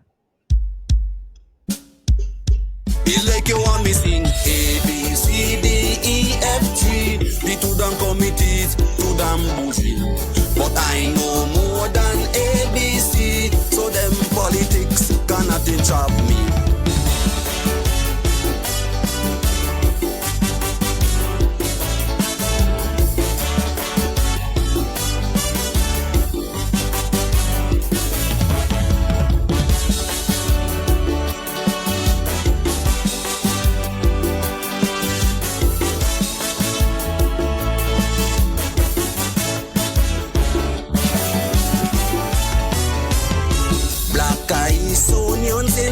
Smudging back the committees with them wrongdoings. The word guys came from Jenny Bose, meaning go forward, go ahead and more. Unexpectedly that unite people, united by default is the ways of pain. But that shouldn't be. These two committees plot mental slavery and how we carry. Them bourgeois put me on death row. Look how they prostitute in the ghost. My narrative does get them real vexed. We not conceal political subtext. From Niger Delta to Calabar, I chant like me ancestors. Black man Polo is the true hero. Them other Calypsonians enslave and lead to them know. If I sing a bad heart minister, van the shit tongue and your mouth the cleaner, you gon' say I run and no play me song. And that one with no joy, ounce of sense, give cleaner starter to one for recompense, you go ban me song. That is prostitution. We don't bought and sign for by MOE, end up in mansion. For baby mommy, university. Heights are where them be. A minister tell me go stop mama because I asked about the black steel brother. People want to know why you and Brixton know. Go ban me song, you go ban me song. Cause I'm a black heart guy, so young.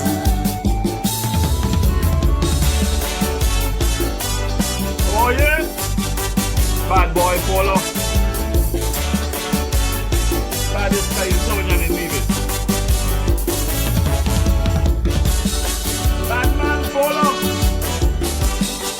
can't ban it as if I got you covered.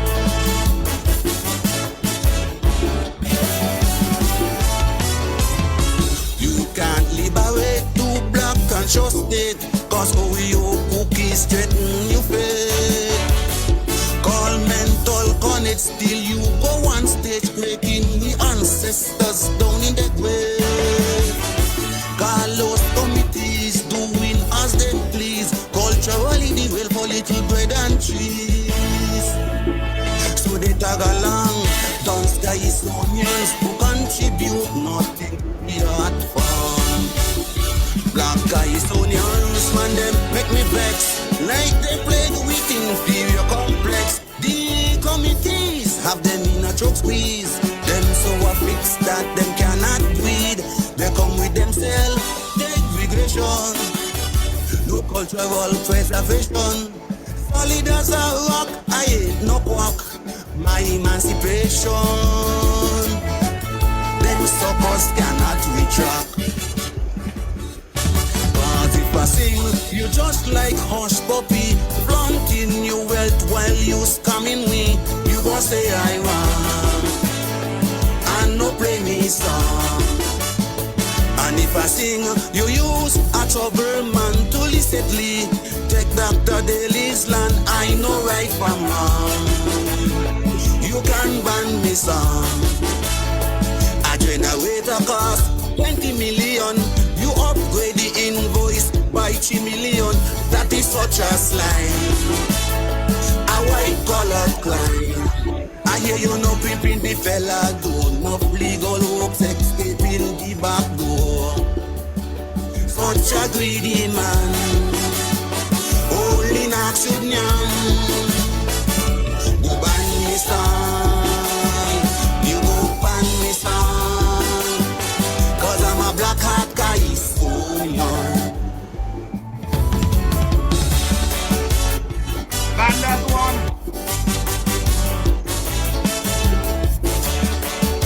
No ABC song. Bad man Polo.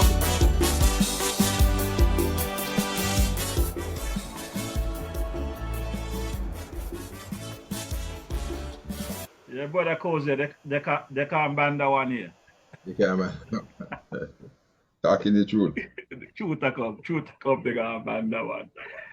But they wanna love is the goat, you know. They wanna love is the goat. They say the man is the greatest corrupted premier of all time. I love that track. I'm gonna drop this track and give you a chance to do your closing.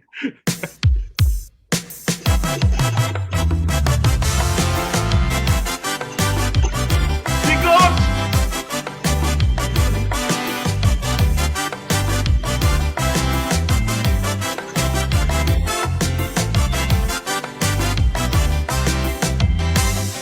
Mirror, mirror, that is on the great wall. Who is the greatest worst of them all? The mirror gave me a bright reflection. The greatest punk is a politician. Politically to dunce and empty, ethically rotten and ill mentally. But reward them for what they may worth. Give them your vote, cause a goat is a goat. So when I say the goat is the goat, greatest of all times, I want you to quote 2 trophies for this great award, cause we can put an F on them great God. Like Donald Trump, them too so silly, a total insult to humanity. For graft and greed, they make it the norm. They raise corruption to an art form. The greatest of all time fighting for power. 2 political imposters, they getting trophies for all their worth, because the goat is really a goat. Bad man Polo.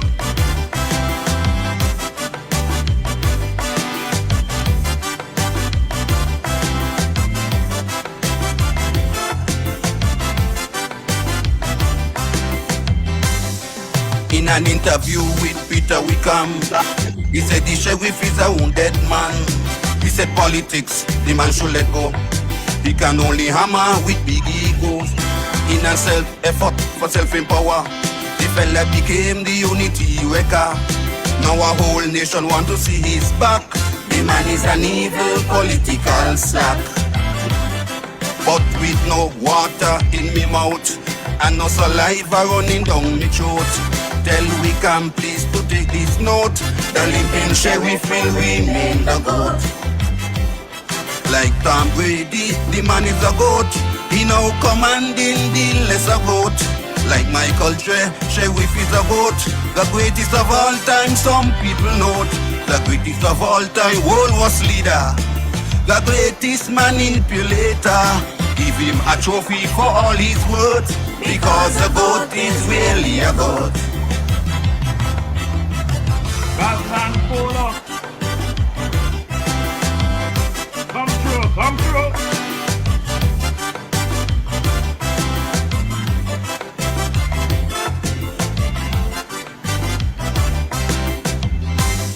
I swear this woman is a real goat clown, but we can't make she out like a clown.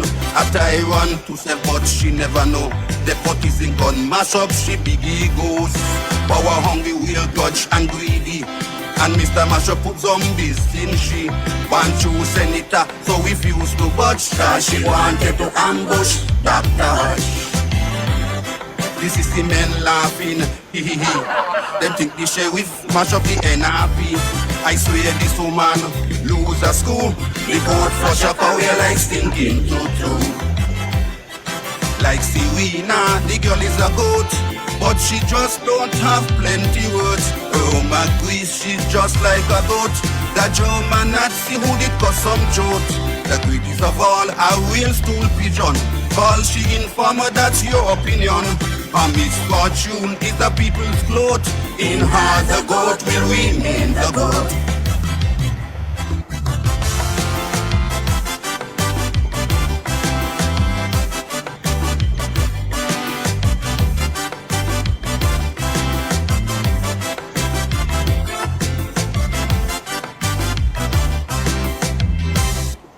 Yes, man, that's the sound of the man, Badman Polo. A goat is really a goat, man. Greatest of all time hack. Well, brother Cozier, it was fun. We went overtime. It was fun having you. I look forward to having you back. And as I said, it was an education because I have been receiving many calls from individuals wanting the status of the case that you filed, and I want to thank you for coming and breaking it down. And as I said, the online viewership, there are a lot of comments there in favor of you, supporting you. So when you get a chance, touch Facebook and you can touch base with your folks. A lot of the folks online there don't even have time to call all these names this evening, but you got folks like Petrina Ballett there in the St. Martin area, DeBasso here in the New York area, Gemini Nisbet, Lorna Duo Huggins, Delicious Nicholas, Stan Burt, Within Maker, Loretta Tyson, Loretta Clark, really, Annette Morton, Gemini Nisbet. I mean, you can go on and on and on. I won't stop calling for the night because this thing just jumped from hundreds to thousands once I get into the midst of the program. I want to big up my boy Carbody over in Fountain. I just want him to know, don't forget to save some other goat, you know. I don't want the blue goat now, you know, Carb. I need real goat meat. You know, I don't want you to spoil the recipe, you know. So I look forward to having you back, and I want to thank my boy Glendale as well for putting me in contact with you. Glendale Herbert, partner of mine that was living here in the New York area. We got involved in cricket, the Wallis Cricket Club and the Nevis All Stars while he was doing some real estate work and stuff here, one of my agents. So I just want to thank Glendale, Justin Hazel. I also have some comments here from Sister Patricia Bartlett, bigging you up for your contribution this evening. So she wanted to thank you for doing a good job and supporting the people of Nevis. Because what people have to understand, you know, so folks might take it that we're here chatting for NRP. This is not about NRP, it's about the people of Nevis, the island of Nevis, the Federation of St. Kitts Nevis. about getting things right and bring these politicians back on track. Because for whatever reason, I am of the view that many of them go into government, get into office, not with bad intention. But instead of them changing the bad actors, the bad actors are able to change them to follow them down the wrong road. So we got to really pray for our new politicians that get into government and hope that they do what they say they will do and follow the Constitution. Because as you read the Constitution earlier, many of them, they can read it. So why are they violating these paragraphs in the Constitution? Even the judges in their deliberation, why do they try to violate the people's rights, constitutional rights? They violate, a thief steals always because he do not believe he will get caught. And that's the answer to that, why they violate. They violate because they believe that people are looking away and people are not paying attention. And so they can put their hands in the cookie jar, take out 44 million US dollars worth of cookies, and nobody will be the wiser. But they also go further than that. They try to marry that with still oppressing the people who they perceive to be in opposition to them. You know, if Mr. Brand had simply gotten back to me as he promised, as he assured me, and there are cases, there's a Privy Council case that speaks to an assurance given by a public body or a public official. It is more than a promise. It is an assurance that binds the government that the person who acts on that assurance to his detriment and suffers damage as a result of that assurance not being kept has a claim against the government, against the public official. And so that is the answer to that question, that they do not believe that they will get caught. They believe that we have a premier who believes he's smart. He thinks he's smarter than everybody else. Dr. Douglas reprimanded him in the big house in Sinkit some time ago, saying he's the only one who's smart. He's the only one who went to school. He thinks that. He thinks he's the only one who have money. He's the only one who can flaunt his cars and his wealth, and the rest of us must stay down on the Brown Hill basketball court while he has his party up on the hill. You know, the story is told at one time he had some type of party and he did some chicken and rum and so on and left his supporters down on the basketball court in Brown Hill while he had the real party on the hill where he invited the big shots. So the little people of Brown Hill and the surrounding areas are just good enough for their vote, but not good enough to attend the real party up at the Botanical Garden or by his home. But they must stay at the court. That's as good as they are. And so that is why they continue to perpetrate these types of acts against the people of Nevis, because they believe genuinely that they will get away with it. Think about it. Well, a man looks at a house and says, boy, I think if I break into that house and burglarize it, I can, get some money. Maybe get a couple of $1,000 or a few $1,000 worth of goods that I can sell. And he cases it and he looks around and then he gets his chance and he goes in and he takes it out because he feels that nobody's watching. And he only gets caught if the owners of that property are vigilant enough to have security cameras and whatever devices that the modern day technology offers for him to be caught. And when he's caught, then he comes up with a different thing. One of the things that Brantley has said in his defense is that he doesn't know anything about Spencer Brand's project. Imagine that. He who approved the project doesn't know anything. I got my receipts, I got clips with him saying he know about the project, So That's what happens when at first you try to deceive. You know the rest. You know. So and he's caught in a web of deceit. When the former Prime Minister, the former Timothy Harris, broke the news when he lashed out on them, I remember he come back and talk about it, so I got my receipts. And something, while you're talking, and if we could go all night with this, I'm going to have to cut the program because as you speak, the songs let me see in my computer, Once you start talking, the topics are going to drop the thing, So I'm going to drop the song for the judge and Baby Brand. Yeah, this is a final track for you. Let me, just before you do that, let me say something. One of the things, as you just spoke about the Prime Minister, the former Prime Minister, and I'm saying this, I'm saying it publicly, I hope he hears me, because I intend fully to call him as a witness in this case, to give evidence of his knowledge of these corrupt acts that Brantley and Brand are involved in. And if he doesn't come willingly, I will subpoena him. Yes. I will summon him as a witness. So I'm saying it to the world that the Honorable Prime Minister Timothy Harris will have a chance to clear the air and say what transpired with Brantley in his cabinet. And if he don't show up willingly, you know what to treat him as, right? A hostile witness. Yes, the law provides for that. Yeah. And let's get down to it because they suppose justice must be served.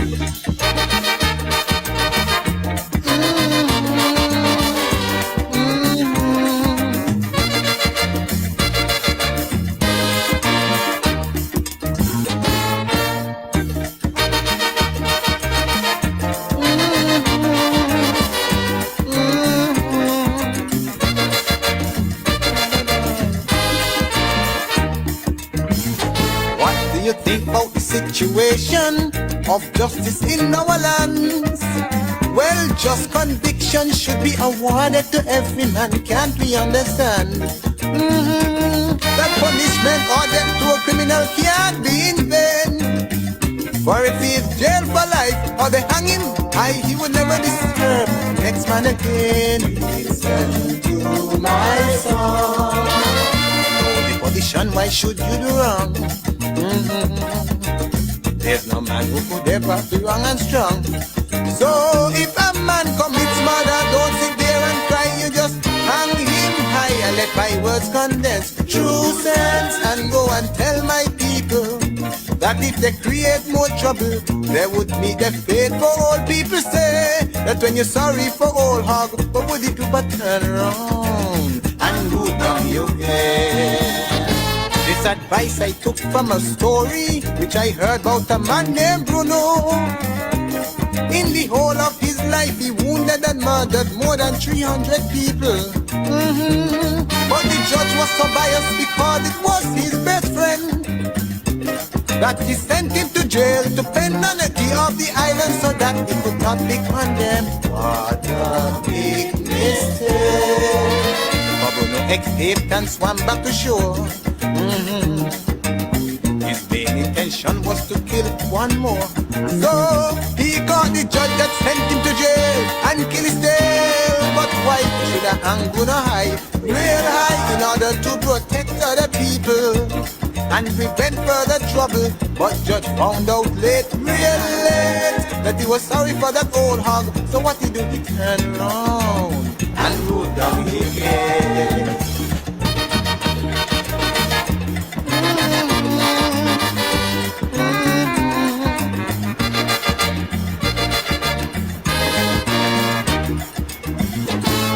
A man is caught exploiting the revenue of any island.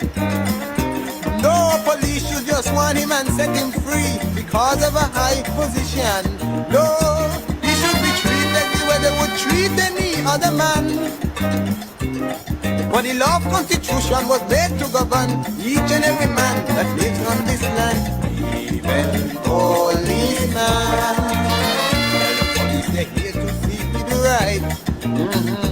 This is no time to sit down and no time to take it light. So No, if a man violates the law, send him by me friend to get his ear shaven. Tell them policemen, even if Daniel is the best friend, let him remain in the lion's den, let him meet the fate. Don't wait, but when they're sorry for that old hog, what would he do? He'll turn around and go down the gate. Well, the heart of man is so desperately wicked, and you know it's true. So you can't afford to let sheer sympathy and goodwill just overcome you. No, if a man violates the law, no matter who he may be, he could be pastor, turner, laborer, commissioner, opinion, to keep the you understand, yeah. Take down the man and clean up the head. Give him the same way the jailmen are fed. Otherwise he'll have time to gather more tricks inside he head. Now you clearly know you must go and tell Judge Glasgow. When he gets them, don't let them go. Let them meet their fate. Don't wait. But when he's sorry for them old hogs, what they do, they turn around and root down he gets.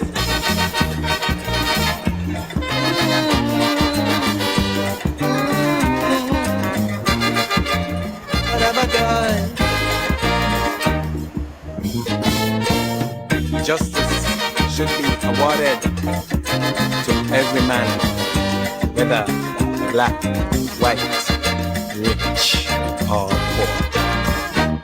Nice, nice sound of the man, King Starshield, Justice and the Old Hog.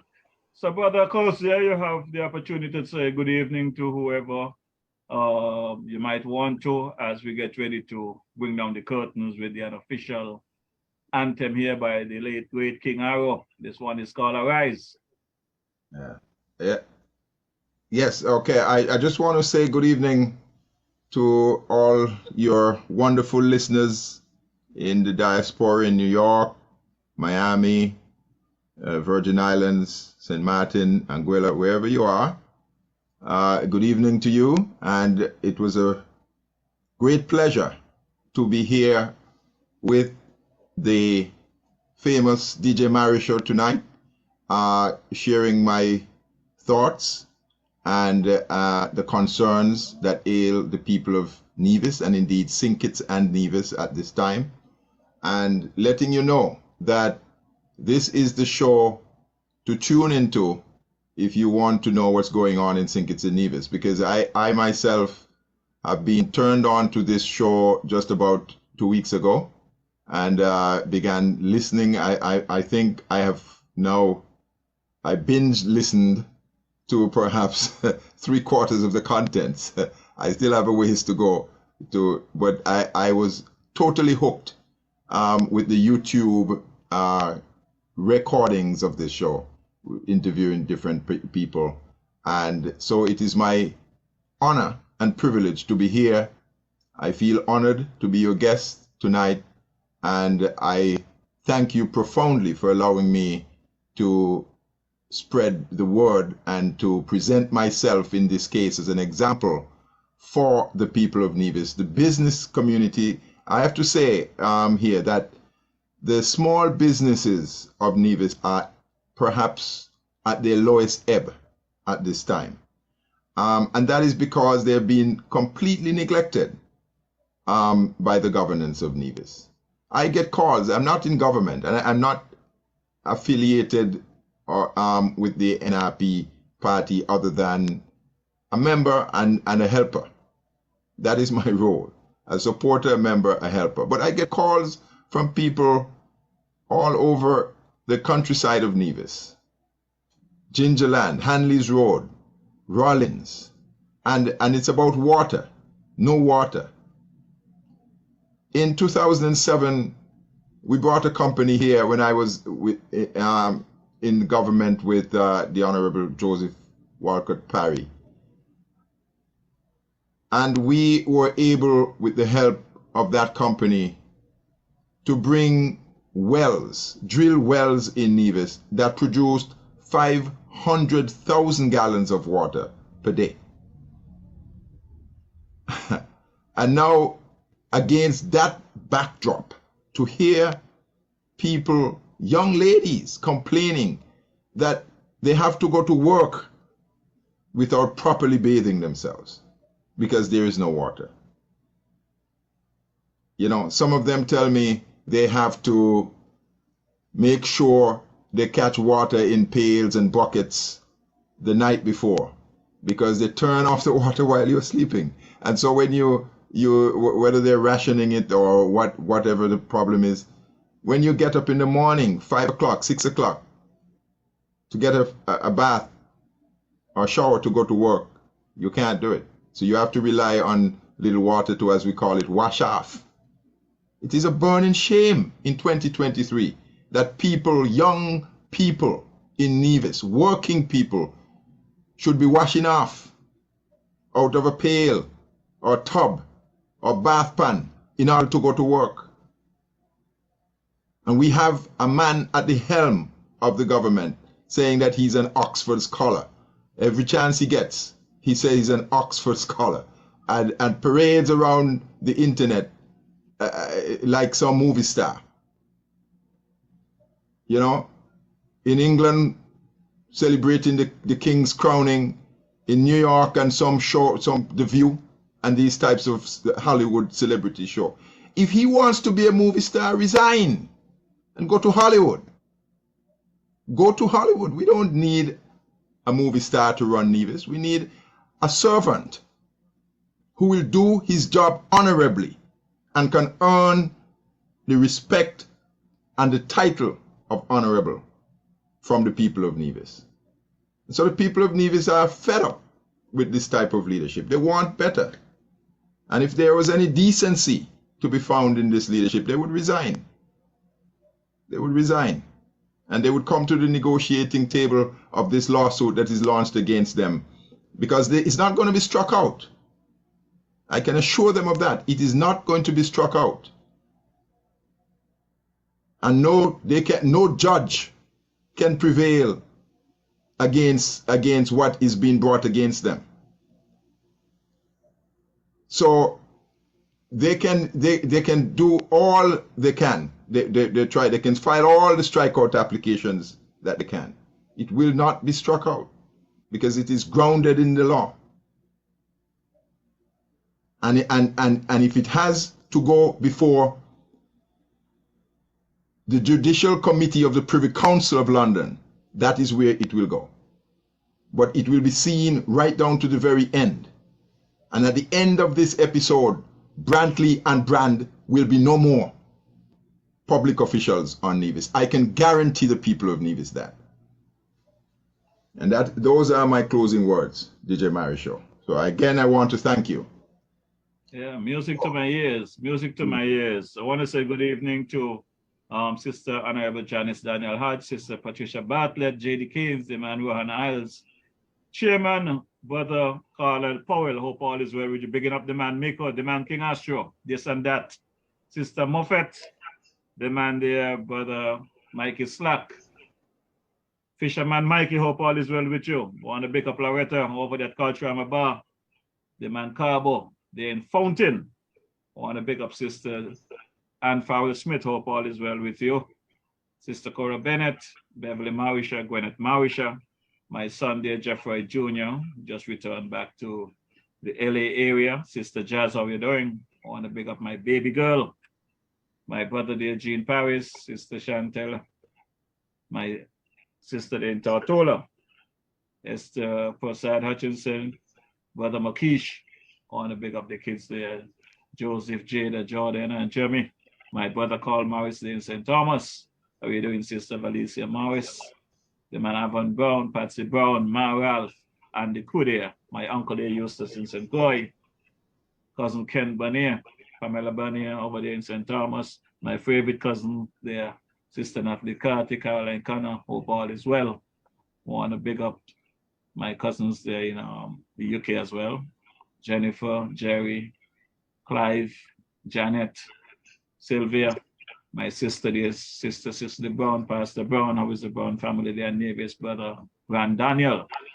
My girl Hazel Claxton, and Sister Naomi Ward, Sister Pontine, Oh, by the way, before I close up, I completely forgot that Sister Pontin, I want to send condolences to her and the passing of her nephew there in Florida.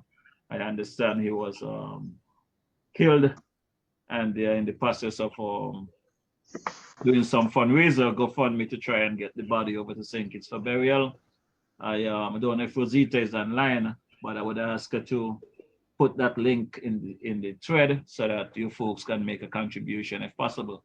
And also, Brother Cozier, it slipped me. I thought about it earlier. You two had a death in your family. Your brother passed away.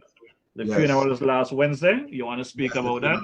Yes, the funeral was Wednesday. My brother is the eldest son of my late father and late mother. My mother, as you may know, passed to the great beyond on the 1st of February this year, and we had the funeral ceremonies on the 14th, on Valentine's Day, because she was such a lovely soul. She was such a lovely woman.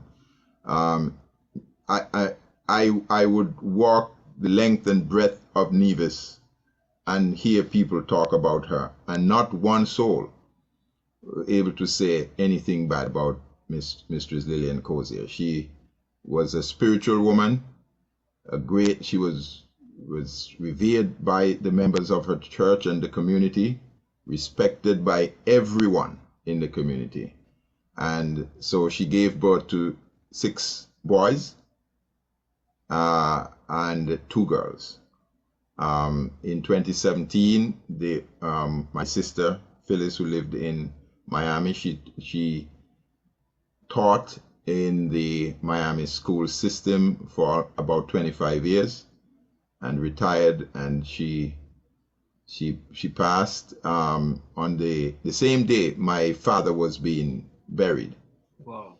On the 30th of September 2017, after those horrible hurricanes, and we received the news while we were in the cemetery. I had to leave my father's funeral and go to Florida. She was living up in Punta Gorda area, and that's where I had to go, and we had the funeral service there. And this year, 2023, my mom and now my brother passed on Father's Day, and we laid him to rest on Wednesday, the 12th of July. So God, rest his soul. May his soul rest in eternal peace. And he had a very lovely send-off. He has 2 daughters mourning him, Carissa and Alicia, my nieces, and they performed a wonderful dance and song in celebration of his life at the funeral service. I was blown away. I did not know that I had such talent in my family, but one of them sang completely a cappella, and the other one danced. And it was a beautiful rendition. And they did it from their souls, and they did it because they loved him. And Everett was very loved in the community, both in St. Kitts and here in Nevis. He worked with my dad as a fisherman for many years. My dad worked as a fisherman, raised his family as a fisherman, a small businessman in the community. And these are the real Nevisians. These are the people who work hard, who pay their taxes, who look up to their leaders and rely on their leaders. They trust their leaders to do the right thing. And that is why I am so agitated when leaders who are supposed to be there protecting the community are taking so much from the community and ravaging the community while they do that. And so, I thank you for giving me the opportunity to say that word about my family, and to my other brothers and sisters. I have a sister, one remaining sister living in Florida, a brother living near Tampa area, Kennedy Cozier, and one other brother living in Connecticut area, and two brothers living here, one in St. Kitts, one in Nevis. So we're still here, we're still going, and we're still believing in God. and we know that our parents and our siblings are all in a better place, and we want to cherish their memories. So thank you for the opportunity again. No, it's no problem. As a matter of fact, as you speak about your family situation there, as I reflect, I lost my mom back in 1992 at the age of 52. She would have been actually 83 this year. And as I speak today, my older brother would have been 60. He passed away at the age of 51 in 2015. I actually had two brothers pass away in a matter of 4 months. One passed away on the 3rd of March, 2015, while Fantomas, who were living in Nevis, he passed away on the 3rd of July, 2015.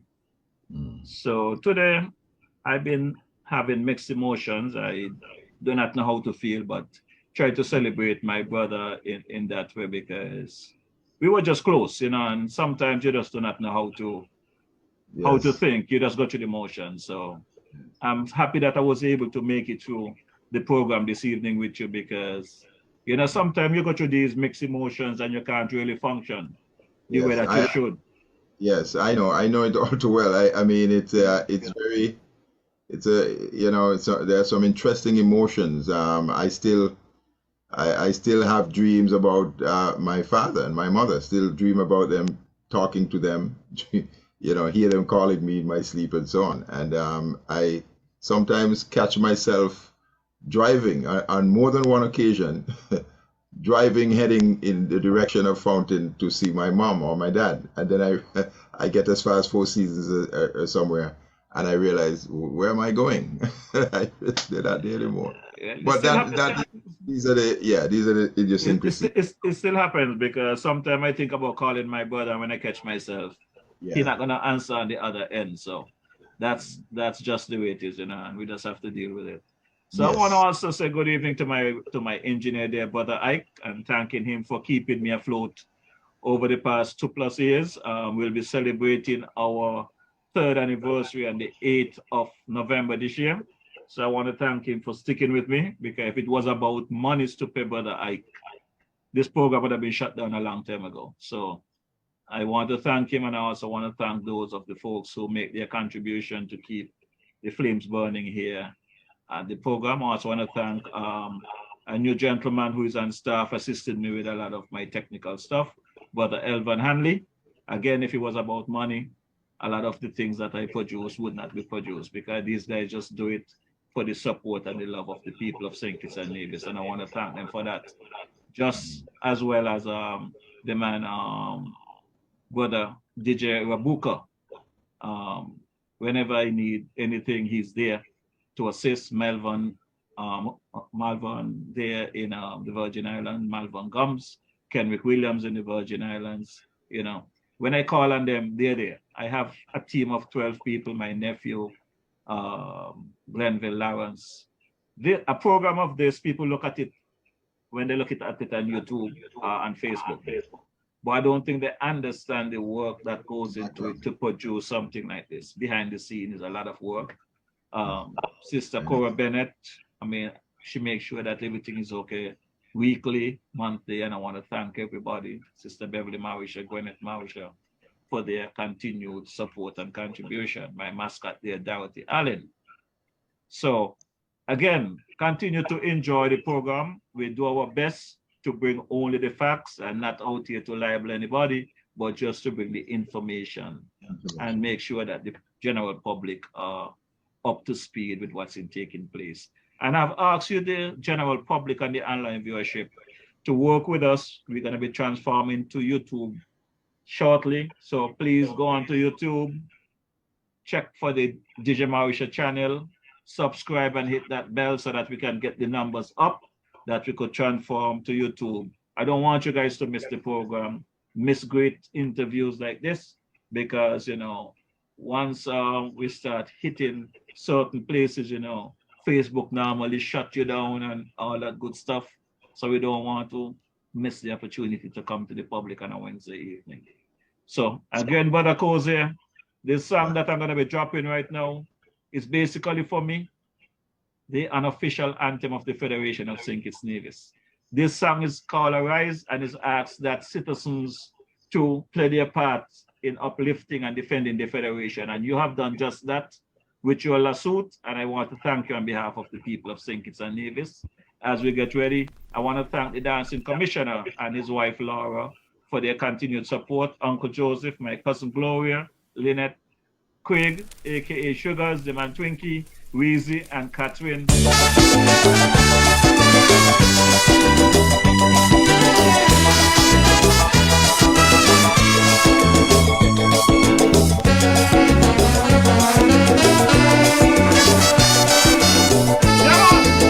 All right.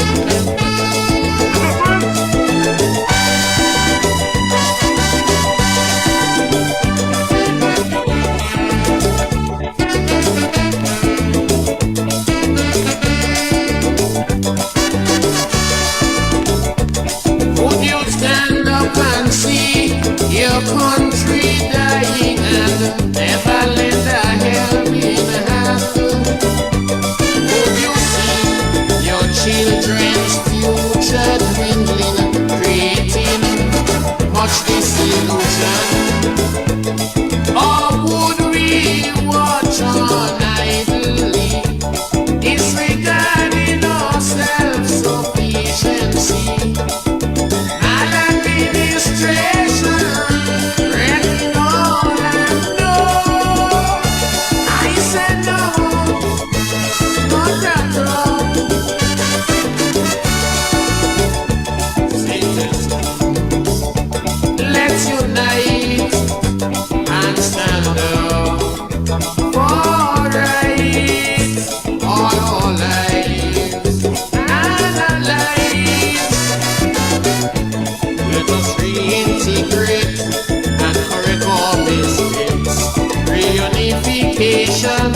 Building a brand new nation, we'll move on together hand in hand. Right, it's us. Alright, the country is yours, all yours, still yours.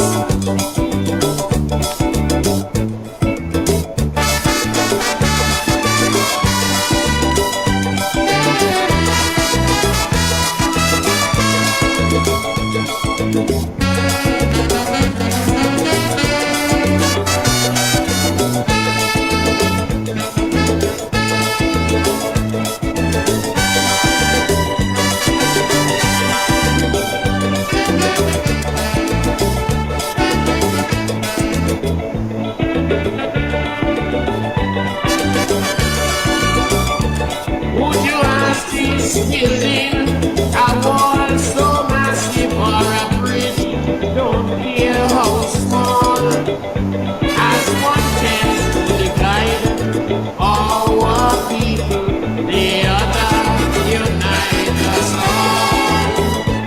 Unambitious men just cannot be a part of this community. It's plain selfishness, a total lack of interest. No, I said no, not at all. Jesus, let's unite and stand up for rights, all our lives and our lives. Let us reintegrate and correct our mistake. Reunification, building a brand new nation. We move on together hand in hand. Right, it's us.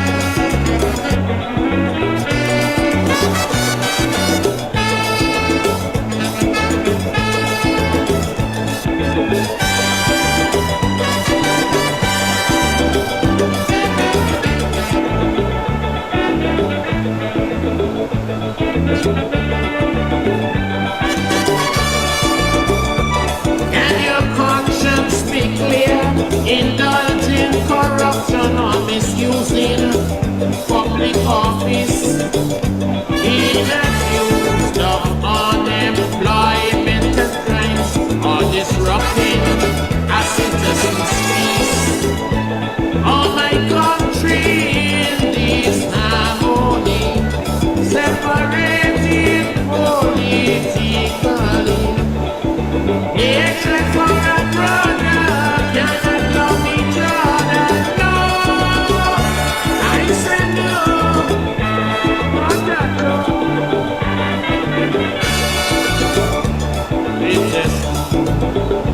Let's unite and stand up for rights, all our lives and our lives.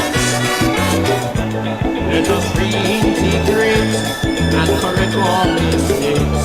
Reunification, building a brand new nation.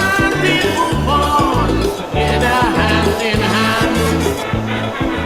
Rise, citizens. Arise, the country is yours. All yours, feel yours.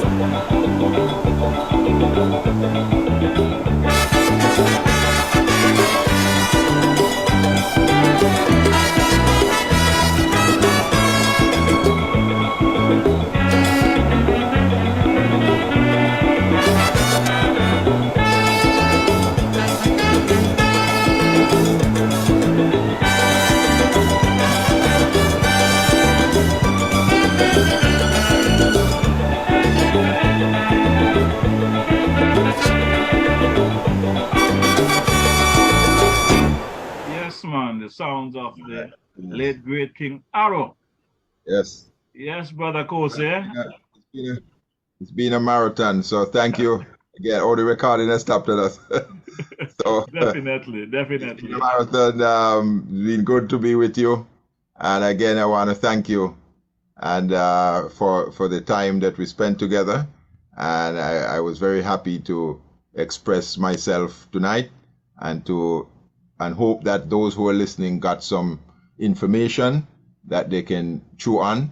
And hopefully one of these days we will be back together again in the not too distant future to talk about more things. Definitely. So again, I want to thank you for the opportunity, and thank all your listeners as well for taking the time out to listen to us tonight. No problem, sir. Just check the thread and you will see your comments there. Enough respect to you and your family. Yes. And look forward to seeing you soon. And Yes. hail up the boys at Carbo when you go there for me. And let I them will. know. I shall. Looking forward to coming and getting my goat water, my fungi and fish. Carbo turned me onto some fungi there. Man, it was like my grandmother cooking again. So I look forward to that. All right, sir. Have a good one. Thank you. Yeah.